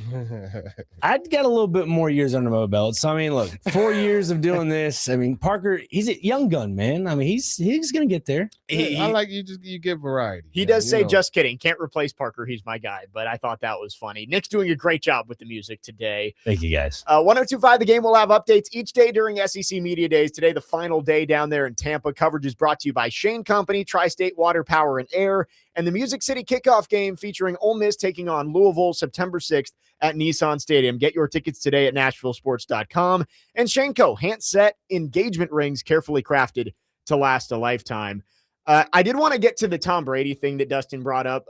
Dr. Crane, just reading that read, though, Big Joe reading all of the taglines yesterday was making me laugh in the car. As somebody who reads this read every single day for SEC Media Days, you're supposed to read one of the taglines. And Big Joe was just rambling them off one after the other. I thought that was hilarious. I mentioned to him, I was like, hey, you're only going to read one of those. He goes, but it just all sounds so great. I'm like, yeah, you're right. Shaneco's great, and he has a personal story there too. But I was like, that's so funny. He's just reading them off one at a time. I don't know if you heard, but he related our friendship as a diamond over at Shaneco. So wow, I guess you can't get anything better than that. Lasts a lifetime. You got that right. Dustin called in and mentioned Tom Brady and the stuff going on. The wrestling fans are coming after me. I don't know if you saw this. Somebody sent me Rick Merritt, I guess, called me a nerd for not liking wrestling. I've got Rick. They chill out, Rick. They posted a YouTube reel with me talking about Brady, and there's like 8 different wrestling fans who have commented saying that I'm an idiot. I'm like, sorry, Tom Brady is the greatest quarterback of all time. This is something that Will Levis, if he retired tomorrow, that's something I would expect Will Levis to go do, to go be a professional wrestler, and it would fit him perfectly. Tom Brady doesn't need to do this. He's getting paid tens of millions of dollars to be the top analyst at Fox. He's been paid hundreds of $millions to play football. It just feels so beneath him to go do all of this. I'm not going to say it feels beneath him as much as it just feels inappropriate. Like, he's not the guy I would connect to that. You know what I mean? I wouldn't connect him. Like, if it was Jameis Winston, okay, yeah, that makes sense. Yeah. Like, I can see Jameis because he's, into the showmanship and all that stuff. I just don't connect. Even like Phillip Rivers, like I would see Phillip Rivers doing it before. Yeah, Brady, but you just don't see. It just is not right. It's not on par, like on brand. I won't spend too much time on it. I just thought it was funny. Like, people are like coming after me for just saying it. It feels like this isn't something Brady should be doing post-retirement. Yeah. It's like, and the wrestling people will say like, oh yeah, it's scripted, but everything is scripted. Like, your TV shows you watch are scripted. And I get that. Again, not being the fun police. Enjoy what you want to enjoy. It's the acting like it's real and interviewing wrestlers on SportsCenter and like, you've got a big match coming up this weekend. What's going to be the key to beating Roman Reigns? It's like, the key is the writer's room deciding that I'm going to beat Roman Reigns. That's the key. There's nothing that you can do. Sorry, I don't want to tick off the wrestling people. But, it's okay. Look, I equate the modern day wrestling, I guess, army, like fan group. Yeah, it's gonna be terrible to say, but like the Swift Army, the Swifties. Yeah, it's a little culty. Because if you go after one of their wrestlers, oh boy, you better watch out. And again, I'm not being fun police. You can enjoy whatever you want to enjoy. I'm sure there are shows that I watch that other people wouldn't enjoy, but it's just like acting like it's a real fight and all that kind of stuff, and the Brady being held back by Michael Rubin or whatever it was with Logan Paul at the Fanatics event. Like, yeah. Do we need all that? Anyway, I would say no. Quickly on SEC Media Days before we wrap up the hour, Lane Kiffin up there this morning. He went on a 30-minute filibuster to try and avoid as many questions as he could. I was watching, and Benjamin Watson's up there right now on the SEC Network panel. He was talking on Tuesday saying that he believes Lane Kiffin has to go to the college football playoff championship game this year because he left the team that came up one game short of the national championship because he felt like he needed a better chance to go win a title. I understand the thought process behind that of you left a team that was in the Final Four, So you need to get to the final 2. But also it's a process, right? Like he's got to get his players in there. Right. He now has more resources to go get players. So I would say, yes, within the first couple years, you probably have to be playing for a national championship. I don't know if it has to be in year 1. No, I agree 100%. And it is a process. And I think what Lane Kiffin is more saying is he didn't leave to win a national championship in 2026. He left to do it in 27, 28, those types of situations. Because, again, as you mentioned, he has to get his guys in there. Which he spent a lot of money on the transfer portal. Like, and it's going to be a better team. They're going to be better. But here's the thing. He left a situation. I think what he saw was his head about to butt against the ceiling. Yeah. I think he's probably like, okay, this is as much as I'll be able to do at Ole Miss. LSU with those resources, the alumni. Yeah, I could do some more. Yeah. And win championships. Right. I think that's what he's thinking. It was a long-term move, not just for one season. So while I understand the thought process of, well, he left a team that was good enough to reach the semifinals because he felt like he could do more somewhere else. He's not just coaching at LSU for 1 year. At least we don't think so. Yeah. He's going to be there for at least till the Alabama job opens up again. And so he's going to try and build this team. Speaking of Alabama, Nick Saban talking right now. Yeah. I might have to go back and watch. They had Kiffin at the desk with Saban. I kind of want to see what that dynamic was like. Saban, former LSU coach, ended up going to Alabama, and that's where he made his money. Maybe that's where Kiffin can end up working as well. 615-737-1025 is the phone number. SEC Media Days finishing up today. Texas is also up there today. And when you talk about the Titans, not to get too far ahead of ourselves. The 2027 NFL draft is a long way away, but there are some players on that Texas team that I think Titans fans could be very interested in. They've got, I always forget the edge rusher's name, who is going to be one of the first ones off the board. Colin Simmons. Colin Simmons is going to be one of the first edge rushers. They've got the left tackle, Gooseby, who is probably going to be the top tackle off the board. They've got Cam Coleman at wide receiver. So that's transfer. That's a loaded team, and lots of top 10 picks over there in Austin this year. Yeah, no doubt about it. And I mean, I think receiver is still a potential high pick for the Titans. I wouldn't shun doing that. Edge rusher, as well. So left tackle, that's something. So there's going to be a bunch of positions to watch for. Yeah. As you look at the Titans and you look at college football. Way ahead of ourselves, but definitely between LSU and Texas, lots of first-round picks for those teams who are taking the podium today. The other two teams, Arkansas, Mississippi State. Quickly, Nick Frazier, your thoughts on the Mississippi State Bulldogs this year? I mean, it's a big year. I mean, regardless of the improvement Jeff Lebby's made from year 1, year 2, and now going into year 3, you've gone 2 wins to 5 wins. You have to go to a bowl game. I understand last year they were invited to a bowl game as an alternate team. To me, that's just a consolation prize. Yeah, I would agree. I don't think should have been allowed. They have Kamario Taylor, one of the most explosive quarterbacks in all the SEC. You hope that he can be a beneficial piece to that offense. Obviously, they lose Brennan Thompson to the draft, gets drafted to the Los Angeles Chargers.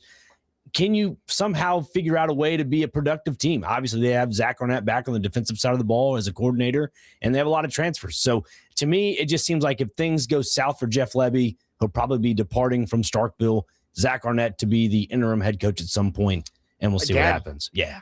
The schedule's not easy. There are winnable games on there. I say there are at least 6 winnable games for them. They have the stretch in October: Alabama, LSU, Oklahoma, Texas, all back to back to back. That is brutal. But we'll have to see how Jeff Lebby works out in year 3, trying to get to a bowl game. 615-737-1025. We got one more hour with TD. We'll talk big picture NFL headlines. There was a long form piece on ESPN yesterday, TD, about the Rooney Rule. I don't know if you read this. I thought it was really well put together. I wanted to get your thoughts on that. And also, it is the last TD Thursday before training camp, so we'll go through all the big storylines as we get ready to gear up for the 2026 season. Jake Lyman, Turron, Davenport, Nick Frazier, next man up, 102.5 The Game.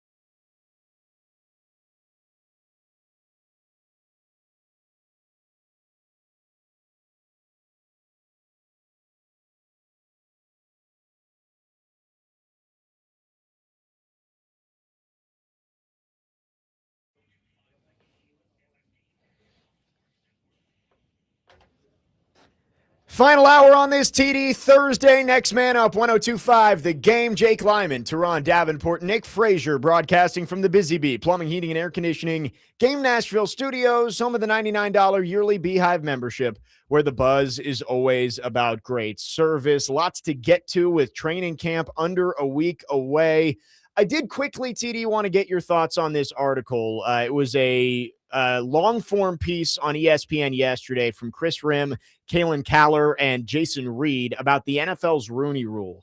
And we've had discussions about this in the past of, is it getting the intended results that they were looking for when they put this in place? I think the intent is great to get more minority candidates in front of team leadership, give them more opportunities in these interviews.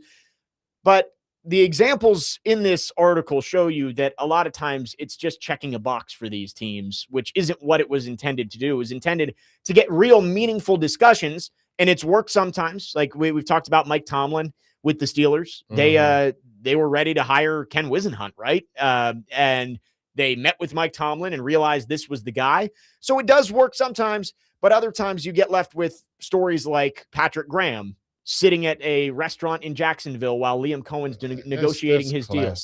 It's crazy. And then the one that's the worst, and I think everybody kind of knew this, was the Patriots one with Mike Vrabel, where they didn't have to wait to interview him because he wasn't currently a coach in the NFL. Yeah. So they went and interviewed two other coaches who were out of the NFL. It was Byron Leftwich and was it Pep Hamilton? Who were both out. So they interviewed both of them, interviewed Mike Vrabel, hired Mike Vrabel, and that was the end of their search process. Yeah. Like I think the intent is good, but clearly it's not getting the intended results that were the aim was for back in 2002. Yeah, and certain guys have just more or less become like the token interview guys. Thomas Brown, who he talks has in this been a article hot too. name. He's interviewed for multiple jobs, and then you see Raheem Morris, interviewing for a lot of jobs as well. So it's got to be tough for these guys because it's just like, man, you want to take advantage of an opportunity and get the reps as far as the interviews are concerned, but it's like, yeah, I know this is more or less, a box being checked. Maybe it could lead to an opportunity as a coordinator or something like that, but it's just it's a tough situation. But end of the day, this is what it boils down to. The owners are going to hire who they're comfortable hiring. And Right. Look, I understand. I want everybody to get opportunities. I understand. But at the end of the day, you got to leave it up to the owner. And if they're not comfortable hiring, whatever, they're just not comfortable hiring it, and it's just not going to happen. That's really what it boils down to. Yeah, it's again, the spirit of the rule is good, and I think you've seen success stories from it, but there are just too many stories like this of again, Patrick Graham sitting in a Jacksonville restaurant waiting for Jaguars brass to show up for an interview and the dinner and to get to know him. But they're back at the Jaguars facility negotiating a contract with Liam Cohen. And of course, the most famous one is Brian Flores getting the text from Bill Belichick saying, "Congratulations on the Giants job," when he hadn't interviewed for it yet. And he texted the wrong Brian because Brian Dable was getting the job. It's like those are the situations when a team has already made up their mind, but they still have to check that box. That's why the rule is flawed, because ownership shouldn't be faulted for finding their guy. Right? Whoever it is, if they find their guy and they want to hire him, they shouldn't be faulted for that. But because of the rule, it leaves these guys feeling like they're just a box to check and that they're being pushed to the wayside and getting these sham interviews. Yeah. And it's a tough situation for them. I would be disgusted. But again, like I said, getting those reps and just having that chance where it's like, okay, you know what? We didn't really think about hiring this guy. But, right. So it's tough. I mean, you hate the way it works out. In fact, I think in the story it said that Saleh was the only minority hire this year with tied the record 10 openings, and he was the only minority hire. A lot of people, and not to get too political, and too deep into demographics, et cetera, but in my story about Saleh and Father's Day, there's a very high degree of pride that the Muslim community has in Robert Saleh. Yeah. Because he is the first Muslim head coach. So shout out to the Titans for being the one. Saleh is Lebanese. Yeah. Being the one team to hire a minority in this cycle. Yeah, and I mean, I think everybody wants it to get to the point, right, where you're just hiring the best person for the job regardless. And, it should all even out with whether it's, white coaches, black head coaches, Muslim headed coaches. Like, it should all even out if the best people are getting the job. It's just the way that this rule works. Again, great spirit of the rule, but I wonder if the NFL needs to tweak it to make it fit what actually works practically for these teams and for these candidates. So you're not wasting these guys' time when they're sitting in a room knowing that the job has already been offered to somebody else. Yeah, it's never going to be an ideal situation. Right. It's just never, just like everything else, it's never going to be perfect where there's equal opportunity for it's not going to be that way. Yeah. But it's one of those things where you just gotta kind of grin and bear it and overcome the circumstance. And I mean, that's not to say that it's good, but it's just real. Yeah. And I think in the article, it mentions the coordinator ones are even tougher because a lot of head coaches, when they get the job, they already have their staff in mind. And it's like they're already working on it, but you have to go through the Rooney Rule. So I thought it was a really well done piece. Check it out on ESPN.com. It talks to a lot of coaches around the league about their experiences in these interviews. And we'll see if anything comes of it to adjust the way that these interview processes work. 615-737-1025 is our phone number. Let's go back to the phone lines. Bob is called in. Bob, thanks for calling. Good morning. Hey, good morning, guys. Hey, there's one thing I want to bring up that not many people were talking about as far as Cam Ward on the quarterback series. One of the parts I thought was really interesting, I can't remember, it was the last episode, the next last episode, was where Cam says, we gotta pound the rock. We got to pound the rock. This is football. I thought it was kind of interesting how he was saying that. Everybody's of course talking about how much he can pass and everything. But I think that's going to line him with Dayball really good. But it was interesting how once we got rid of Callahan, we started running the ball better when we got Pollard guys. And it looks like Cam knows that himself as a quarterback. So that's one of the things I'm looking forward to. But I haven't really noticed anybody talking about that from the series. Everybody's talking about where Cam calls playing the Denver game and, a couple of things. But no one's really mentioning that, which I think, everybody looks, Dayball likes to run the ball. I think it's going to be really good, and I think Cam's going to be right on board with that. But it's interesting that I've noticed no one has talked about that clip where he says, you got to pound the rock. This is football. No, that's a good call, Bob. I don't think we have addressed that clip from Cam Ward. And you did see later on in the season, the Titans were much more effective on the ground, which allowed Cam Ward to play better as well and not turn the ball over as much.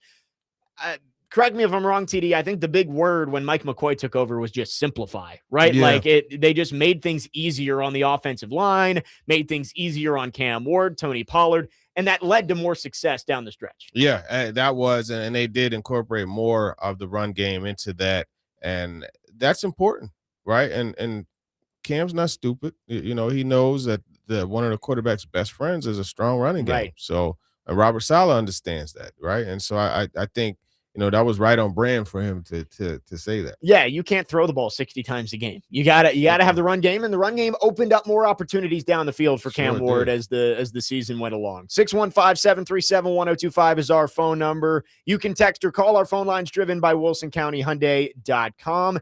Let's preview training camp with TD. His training camp preview is up on ESPN.com right now. We'll go through some of the players to watch, some of the position battles, and TD has a way too early 53-man roster projection. We'll talk about some of the back end of the roster decisions that the Titans may have to make. Jake Lyman, Turron, Davenport, Nick Frazier, next man up, 102.5 The Game.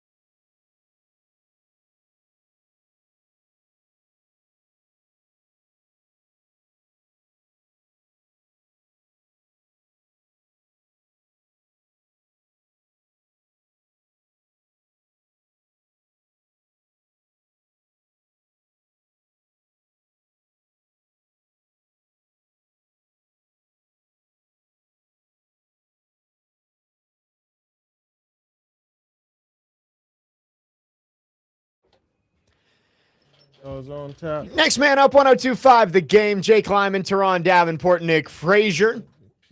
Few more segments left on this TD Thursday. TD's training camp preview is out on ESPN.com right now. Training camp is here. The Panthers and Cardinals opening training camp. Tough news this morning. Nick Scourton was carted off at Panthers camp. Always tough to see those injuries right off the bat in training camp when these guys have worked all offseason to get ready. But hoping for the best. I believe he was reaching for his right knee. The Titans will start practice next week. Let's go through this. We talked about Daboll helping Ward becoming an elite quarterback. I think that's the biggest question of the offseason is how can Ward take a big step with Brian Daboll now as the man in his ear? You got 3 players to watch, and I agree with all of these guys, actually. Starting with Wan'Dale Robinson. We talked earlier on in the show about Brian Daboll emphasizing Cam Ward needs to be better on third down. That's where you make your money. Move the chains on third downs. Well, Wan'Dale Robinson should be his best friend in that aspect of getting open in short areas, get you 6 when you need 5, all that kind of stuff. Yeah, that's going to be a critical part in getting everybody else more opportunities, right? And I think he's the guy that could unlock that. As you said, moving the chains, man. That's the key part of it. He's small in stature, as I put in the story, but he's a sturdy player. You know what I mean? And he's a guy that, has shown in the past that he could be that slot machine, so to speak. So it was a great acquisition for them, and I think that's going to pay off. Yeah, I mean, Carnell Tate, as we've referenced the Dave Ziegler interview from earlier this year where he says Carnell Tate is a 3-down player at wide receiver, and Carnell Tate going to be crucial on third downs as well. But Wan'Dale Robinson fills that role that the Titans didn't have last year. Short area quickness. And, to talk about Xavier Restrepo, that was Cam Ward's favorite receiver at Miami. You're getting similar things with Wan'Dale Robinson. So I think that should be important this year. Yeah, and I think, he carries that vertical aspect that Restrepo doesn't. Right. Restrepo, he's an outside threat to make the roster. Yeah. He's an outside threat. I don't have him on the roster in this preview, but he is a guy that I believe is going to stick around in one way or another and get those call-ups at a minimum as a practice squad guy. Yeah, I referenced with Corey yesterday. He tweeted 4.45 on his X account last night or 2 nights ago. Maybe referencing his 40 time. I don't know. Was it hand timed? I have no idea, but maybe getting a little bit thinner, a little bit faster. Xavier Restrepo. Second player to watch, J.C. Latham. This one feels obvious that he is heading into a crucial year. With Cam Ward, yes, it's a big year. You want to see growth, but you spent the first overall pick on him. He's probably going to get a third year as the starter before you start looking at other options. For J.C. Latham, this is the boomer bust year. He started the season injured last year and towards the end of the year started to work his way back and was looking better. He needs to be a consistent player at right tackle and be a guy that you hoped you were getting when you drafted him 7th overall. Yeah, 1,000% he needs to be that. And I think he's one of the keys to the offensive line, frankly. You look at that right side, they got to get that situated. It's a question mark. Right? Yeah. The whole thing outside of Skoronski is a question mark. And for me, he immediately came to mind when it was 3 players to watch because not being available in OTAs and minicamp. So it's like, okay, I want to get an early look at him immediately and see, okay, where are you this go around, big fella? That's what you want to see. Yeah, and again, he did look better towards the end of last season, but that was the hip injury early last year. And then when he came back, there was the reports of Jeffrey Simmons getting after him for not giving 100% on the practice field. No, that happened. And, I watched it. Yeah, you were there. Yeah. And so, there are a lot of question marks about J.C. Latham, and it's just one of those picks you can't afford to miss on. Right. You've had 3 straight years of top 7 picks. Those should all be pillars of your organization for a long time. Latham, Ward, Tate. This is the year that Latham has to prove it. And you're right. It's going to be different for him because right guard, not really settled. Will it be Cordell Volson? Could it be Jackson Slater? You're losing Kevin Zeitler, who was a veteran presence next to J.C. Latham. That right side of the line is anything but a sure thing heading into 2026. Man, 100%. That line, period, is anything but a sure thing. Yep. And then you got Kevin Winston as your third player to watch. I am excited to see what Kevin Winston does. It wasn't perfect last year, but you saw flashes of the ability once he got healthy. Now he's had the full offseason to get ready, and now stepping into a more defined role. You've talked about it, that they want him to play safety. They don't want him bouncing back and forth between nickel, safety, all that kind of stuff. So I'm excited to see what he's going to look like. Was a standout during the offseason program. Now gets a chance to go prove that he can be a guy at safety this year. Yeah, to me, taking that away is taking away what I feel is his superpower, because he's one of those guys that I feel is in the mold of a Derwin James, of a Kyle Hamilton, that you could just move him anywhere.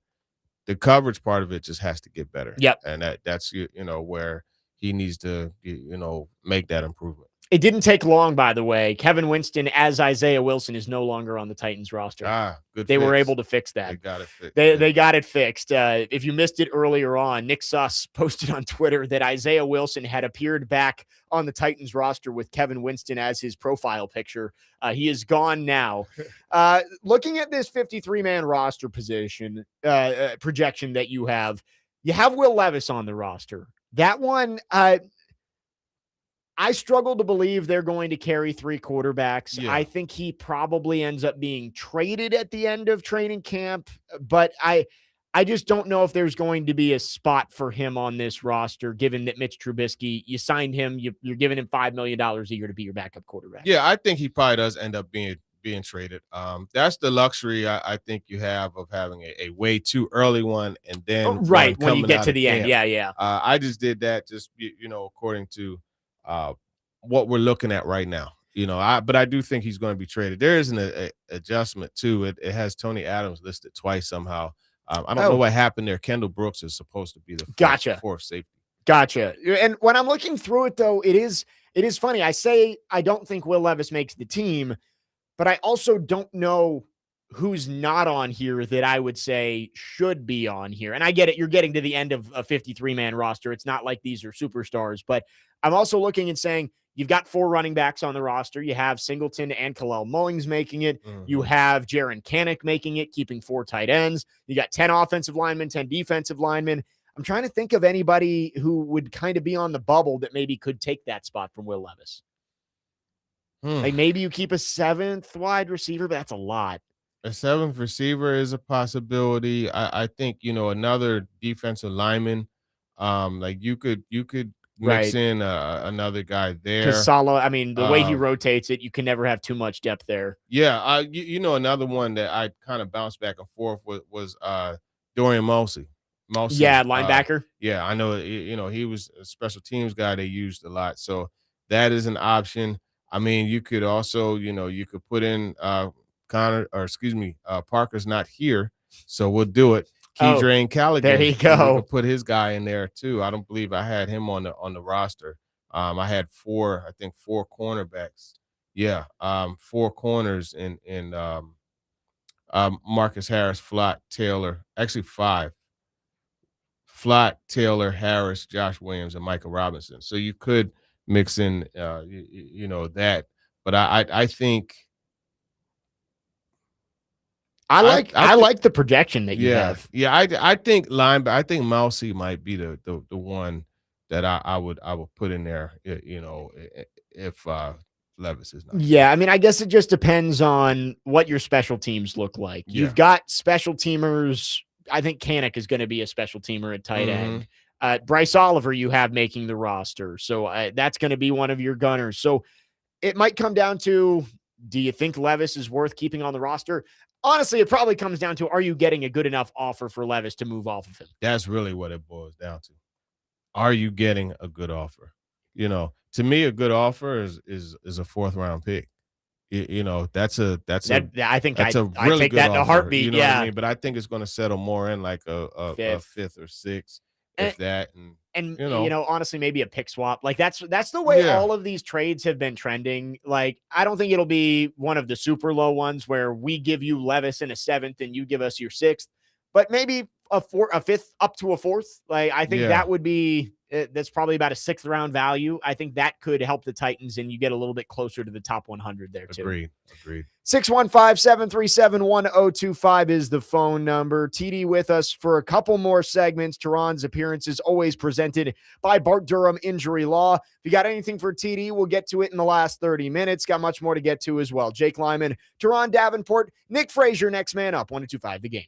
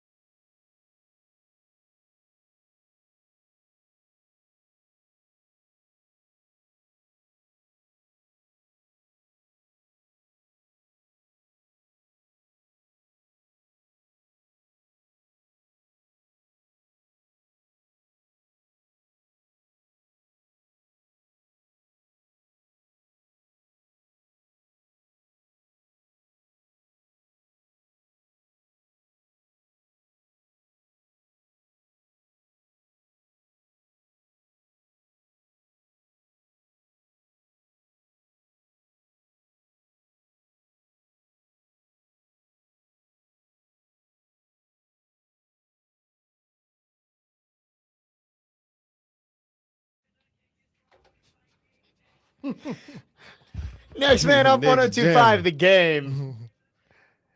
Dr. Crane's pulling some stuff out of the bag that we haven't heard with Parker. Not saying either one's better, but it's different. It's a nice change of pace from Nick Frazier today. Thank you. A little switch up. No wrong with that. Nothing too deep cut for, TD. I know we're generationally different, but this was. Yeah, I remember my daughters used to love this song, man. Parker has been, well, I guess that was 2 weeks ago. We did Freaky Friday where he did all the slow jams for the entire show. Mhm. But no, it's getting my energy back up here. End of the show. I love it. We're rolling here, getting closer to training camp. Rookies report today, veterans on Tuesday, and then we roll right into practices next week.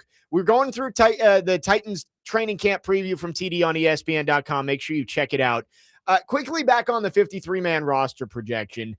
Sixth wide receiver, I think, is going to be a spot that a lot of people have their focus on during training camp. Mhm. It's pretty clear. Ridley, Robinson, Tate, DK Iman are going to be on the roster.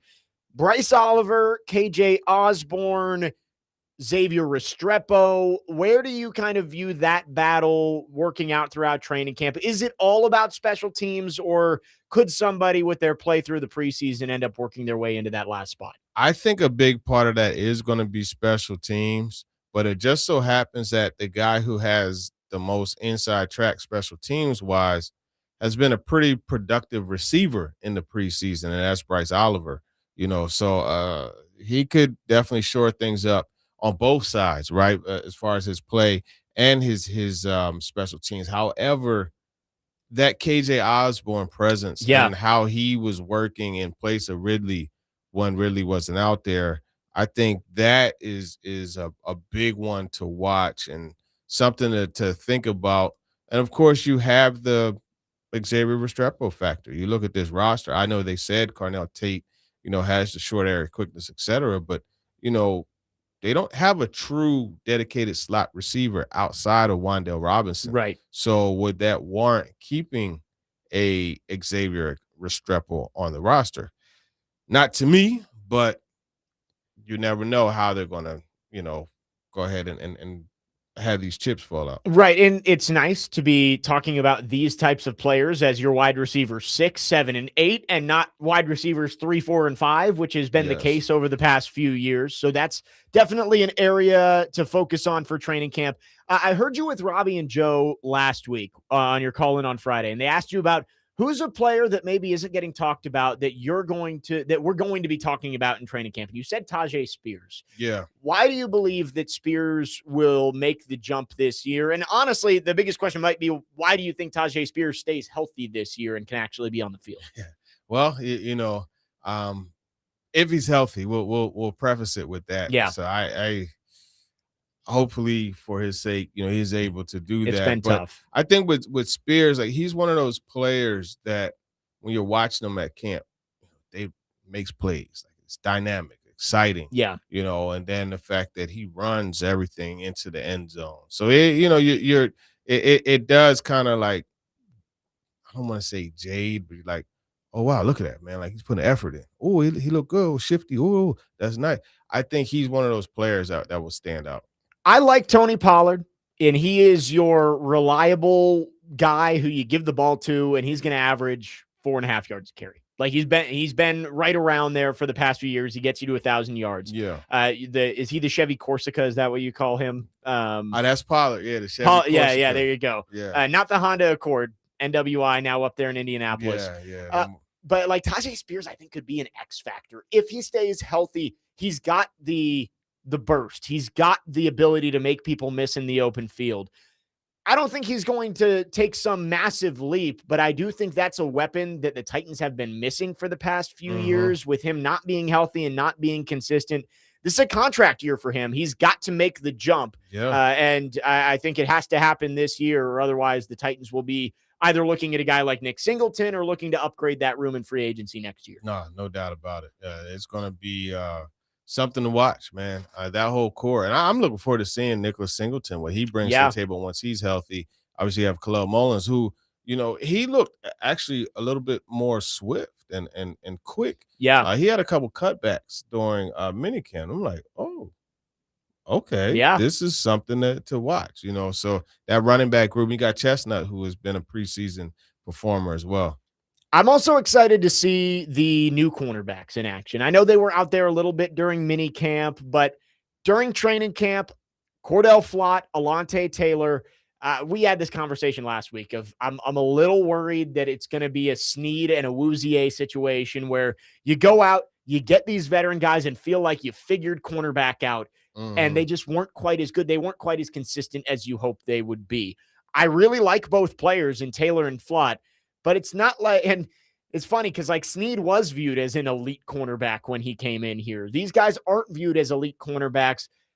The way the defense plays and how productive Robert Saleh's defense can be, I think is going to depend a lot on how those guys play. If they can get an extra second to allow Jeffrey Simmons and John Franklin Myers and that defensive line to go hunt, I think that could make this Titans defense take a large step forward. Yeah, and I think if you look at it, they've already discussed that, right? How the back end could help the front end and vice versa. So that is a good thing to see. It's just really going to come down to their ability to, disrupt that timing on the outside. And, I mean, they'll get a nice test right away, right, with Garrett Wilson and the crew, who Garrett Wilson, to me, is a top 10 receiver. He didn't make it in Fowler's list, but, I mean, it is what it is. Nevertheless, it's going to be a test. Well, and good tests in the preseason as well with those joint practices. Man, you're going to see Mike Evans. And actually, I will say Mike Evans might be one of those veterans who doesn't play a ton in the preseason or in the joint practices, but you never know. You got Ricky Pearsall there. Then the next week with the Bears, it's Roma Dunze and it's Luther Burden. Yeah. And then it's Jackson Smith and Jigba and Rashid Shaheed the next week. So, they're going to be tested throughout training camp. And I think by the regular season, we're going to have a decent idea of how good these guys are going to be. Ricky Pearsall, man.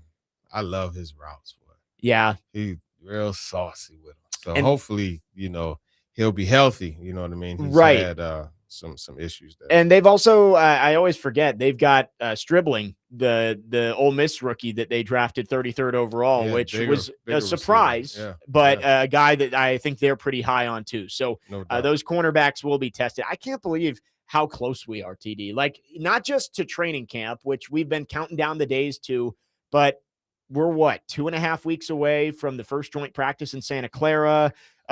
3 weeks from tonight is the preseason opener against the 49ers. Like, it's going to be here just like that. And, once the season starts, man, you blink your eyes and it's like December. I know. I mean, it happens so fast, and it's cold out and you're like, God.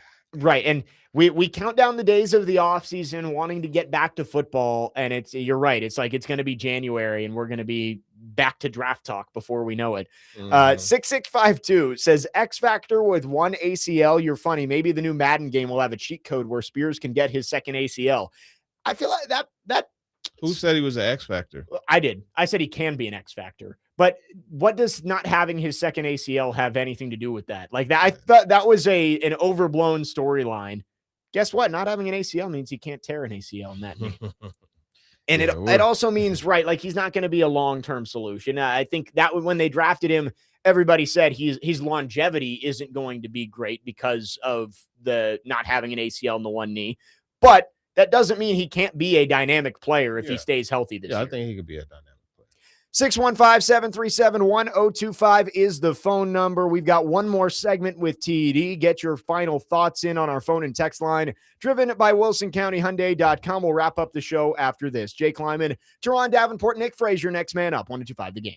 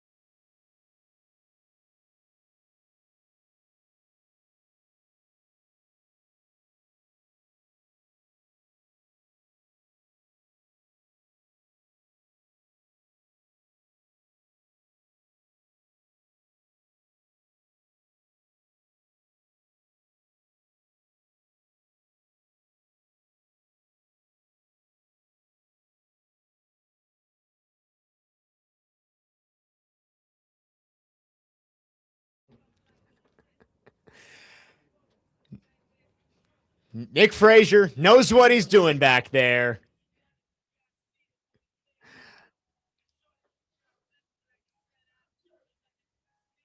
Next man up, 102.5 The Game. Jake Lyman, Turron, Davenport, Nick Frazier. Wrapping up the show on this TD Thursday with some dreams and nightmares. Dr. Crane, well done filling in for Parker Kelly. Parker will be back next week, and we go for training camp. You got any plans this weekend? Your last one before training camp opens up? I'm chilling. Because I saw practices, the first one that's open to the fans is a week from Saturday. I want to say August 1st. August 1st. And then the 3rd, 4th, and then the 7th is the one at the stadium. Yeah. That's the Friday night. Stadium. So this is the last weekend before things really start to heat up. And we're on Thursdays right now. We're going to have to figure it out based on how Robert Saleh formats his practices. I think we're going to be out there at some practices, so maybe we just get TD to stop in and give us his thoughts on practice. But excited for football season to be back. Next week, officially, training camp will be here when we have TD on. I wanted to get away from football to wrap up the show. LeBron James, still out there. I feel like every week we've been talking about this. It's like day 24 since he's become a free agent, and he's still waiting to make his decision, or at least we think. Did you see the Heat yesterday? The false alarm. Yeah. I mean, and again, I think everybody's kind of said this of your boss doesn't instruct you to make that YouTube and schedule unless it you got unless some type of idea. Right, unless it's possibly coming. So there might be some smoke coming from Miami. I said it yesterday. I don't know if I'd want him to go to Miami. Like, if he's going to return somewhere, go to Cleveland. Yeah. And if you want to go win a title, I think Philly is actually his best place to go. It hinges on Joel Embiid staying healthy, which it's far from a guarantee, but I do think that they've got the best core around him that could go win. You got the inside track to go into the finals. I mean, look, like, you're going to have a much better chance to go to the finals coming out of the Eastern Conference, and granted, I know that NBA champions are there in the Eastern Conference, right? But I mean, let's call a spade a spade. It's tough sledding over there in the West. Yeah, with San Antonio and OKC, and you'd think that the Lakers will be better again. The Nuggets could be better again. The West is tough. It's tough. The Rockets should be good. The East, yes, there are talented teams over there. The Knicks, the Celtics, the Pistons were the 1 seed this year, the Cavs. But I do think that the path through the playoffs would be easier. And they've already added Jaylen Brown. You've got Maxey. You've got Edgecombe. You've got Embiid. Like, I think Philly would be the place to go. But it seems like it's going to be the Heat, him, Giannis, and Bam, and then everybody else. We went through their roster yesterday with Corey. It's like Andrew Wiggins, Tim Hardaway Jr.'s there.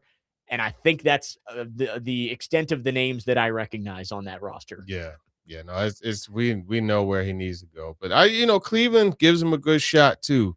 They were in the Eastern Conference Finals. You got some star players there. Yeah. Harden already said that he wants him. So, James Harden and LeBron James playing together. I mean, crazy. At their ages, it would be a super team 8 years ago, but now it's Harden who doesn't want to play defense and LeBron at 43 now. Yeah. So we'll see. I mean, I'm just so tired of him waiting around. It's like the NBA can't announce their national TV schedule until LeBron decides where he's going to go. It's like either to use FCC safe language, poop or get off the pot, LeBron. Like, let us know where you're going and we can all move on with our lives. Yeah, no, that's a fact, man. Because it's like everybody wants to know. It's taking up all the attention of the NBA, and I get it. And it's gonna, have a lot to do with a power shift. He goes to Philly now. It's like, all right, the Eagles, the Sixers. You got to have them as a favorite. He goes to Cleveland. You got to look at them as, hey, man, Miami. With Giannis and Bam. Yeah, they'd be good. Like, anywhere he goes, he's not going to, like, what's a team that's like the Hornets? Like, he's not going to the Hornets. Yeah. And it's like, oh, well, LeBron's there, but they're still going to miss the playoffs. He's going to go somewhere where he thinks he can make a run. But he's also not LeBron James of even 6 years ago. Right. Right? Like, this isn't a guy who's going to go And when he made the decision and went to the Heat, it changed the entire league, and it made the Heat the odds-on favorite to win, and they went to 4 straight finals in Miami. This isn't that, right? Like he's still a very good player, and he's going to help whichever team he goes to. But the way he's dragging this out, it's like he's still MVP LeBron James when he hasn't been that in a long time. Go ahead and make a decision, brother. 4312 and Dustin from Hopkinsville are our most LeBron haters on the text line. 4312 says he just needs to retire. I'm overhearing about LeChoke. I mean, LeBron is LeChoke. He's still a very talented basketball player, right? Like he has not gotten to the point where it's obvious that he needs to retire. But it's also, I think you have to have some self-awareness of where you are in your career. And it's like dragging this out and holding these teams captive for 3 weeks. Just make a decision. It's not, you don't have to live there for the entire year. You can still live in LA and you know, during the season, you can have an apartment in Philly or Cleveland or Miami or wherever it is. This isn't like I don't want to say it's not a life-changing decision because it is a life-changing decision. It's going to determine the next year or two of his life, but it's not like this is where am I going to spend the next 10 years of my life and move my entire family, right? Like they're probably still going to be based in LA and he's going to be commuting to go play somewhere else. Exactly. Before we wrap up, we are getting close to the MLB trade deadline too. Mets and Tigers, I think, are going to be the fire sales of the MLB this year. The trade deadline a little bit later this year. It is August 3rd, so that is not this upcoming Monday, but the Monday after. I think the Tigers and Mets are going to be open for business for the rest of the league. It's like, hey, you want Luis Robert Jr.? Take him. They're desperately trying to get rid of him, man. Who's the pitcher that you guys are? Peralta. Willie Peralta. See ya. For the Tigers, get rid of Tarek Skubal and Casey Mize and Gleyber Torres. Get exactly what you can.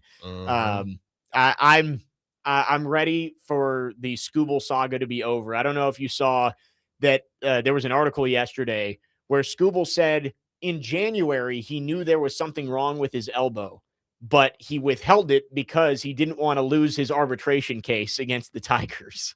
Wow.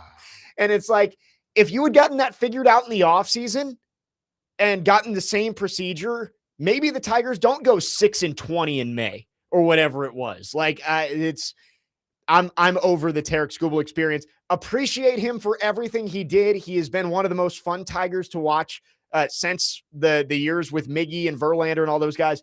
But I think it's time to move on. He's never seriously considered an extension.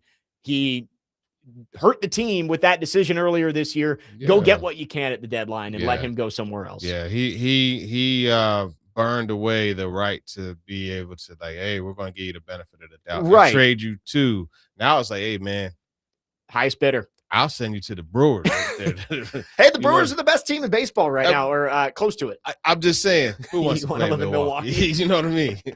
Hey, the Brewers, how about this for a postseason rotation? Miz and Skubal back to back. Imagine that. You might as well just go ahead and chalk up 2 losses. I mean, that is. How long can Jacob Mizorowski's arm hold up throwing 104 miles an hour? Well, it's going to be like the Kerry Wood, the Mark Pryor type of. Right. Hopefully it doesn't. No, I mean, that's what I'm saying is I'm rooting for the guy. He came through Nashville. He was a sound for a while. I'm rooting for the Miz. He's fun to watch. But we've seen in the past, guys who throw that hard, with rare exceptions, don't usually last all that long. Especially guys, like he's a skinny guy. It's not like Aroldis Chapman where he had like the big frame. You just usually see the guys who throw that hard. The elbow just does not last. It can't go through all that torque, you know? So, it reminds me of like pre-DeGrom before his injury. Right, yeah, I agree with that. It's very DeGrom-like of like he's so good, but you're just waiting for the moment. And then once it happens, is he ever going to be the same? But honestly, the Brewers, that's a move. They build very methodically through their prospects. They don't make those big rash moves. I think with the way they're playing right now, this would be the time to go make a move like that for Tarek Skubal. Yeah, I mean, I will take Jesus Mate straight up. There we go. Done deal. That does it for us today, TD. Always appreciate you coming in. And the next time we have you on, training camp will be here. We made it through the summer. Yes, sir. Appreciate Dr. Crane. Tomorrow, Nick, it's you and me wrapping up the week on a Friday at 9 a.m. But keep it tuned right here. Chasing Big Joe coming up from the Omni here on 102.5 The Game.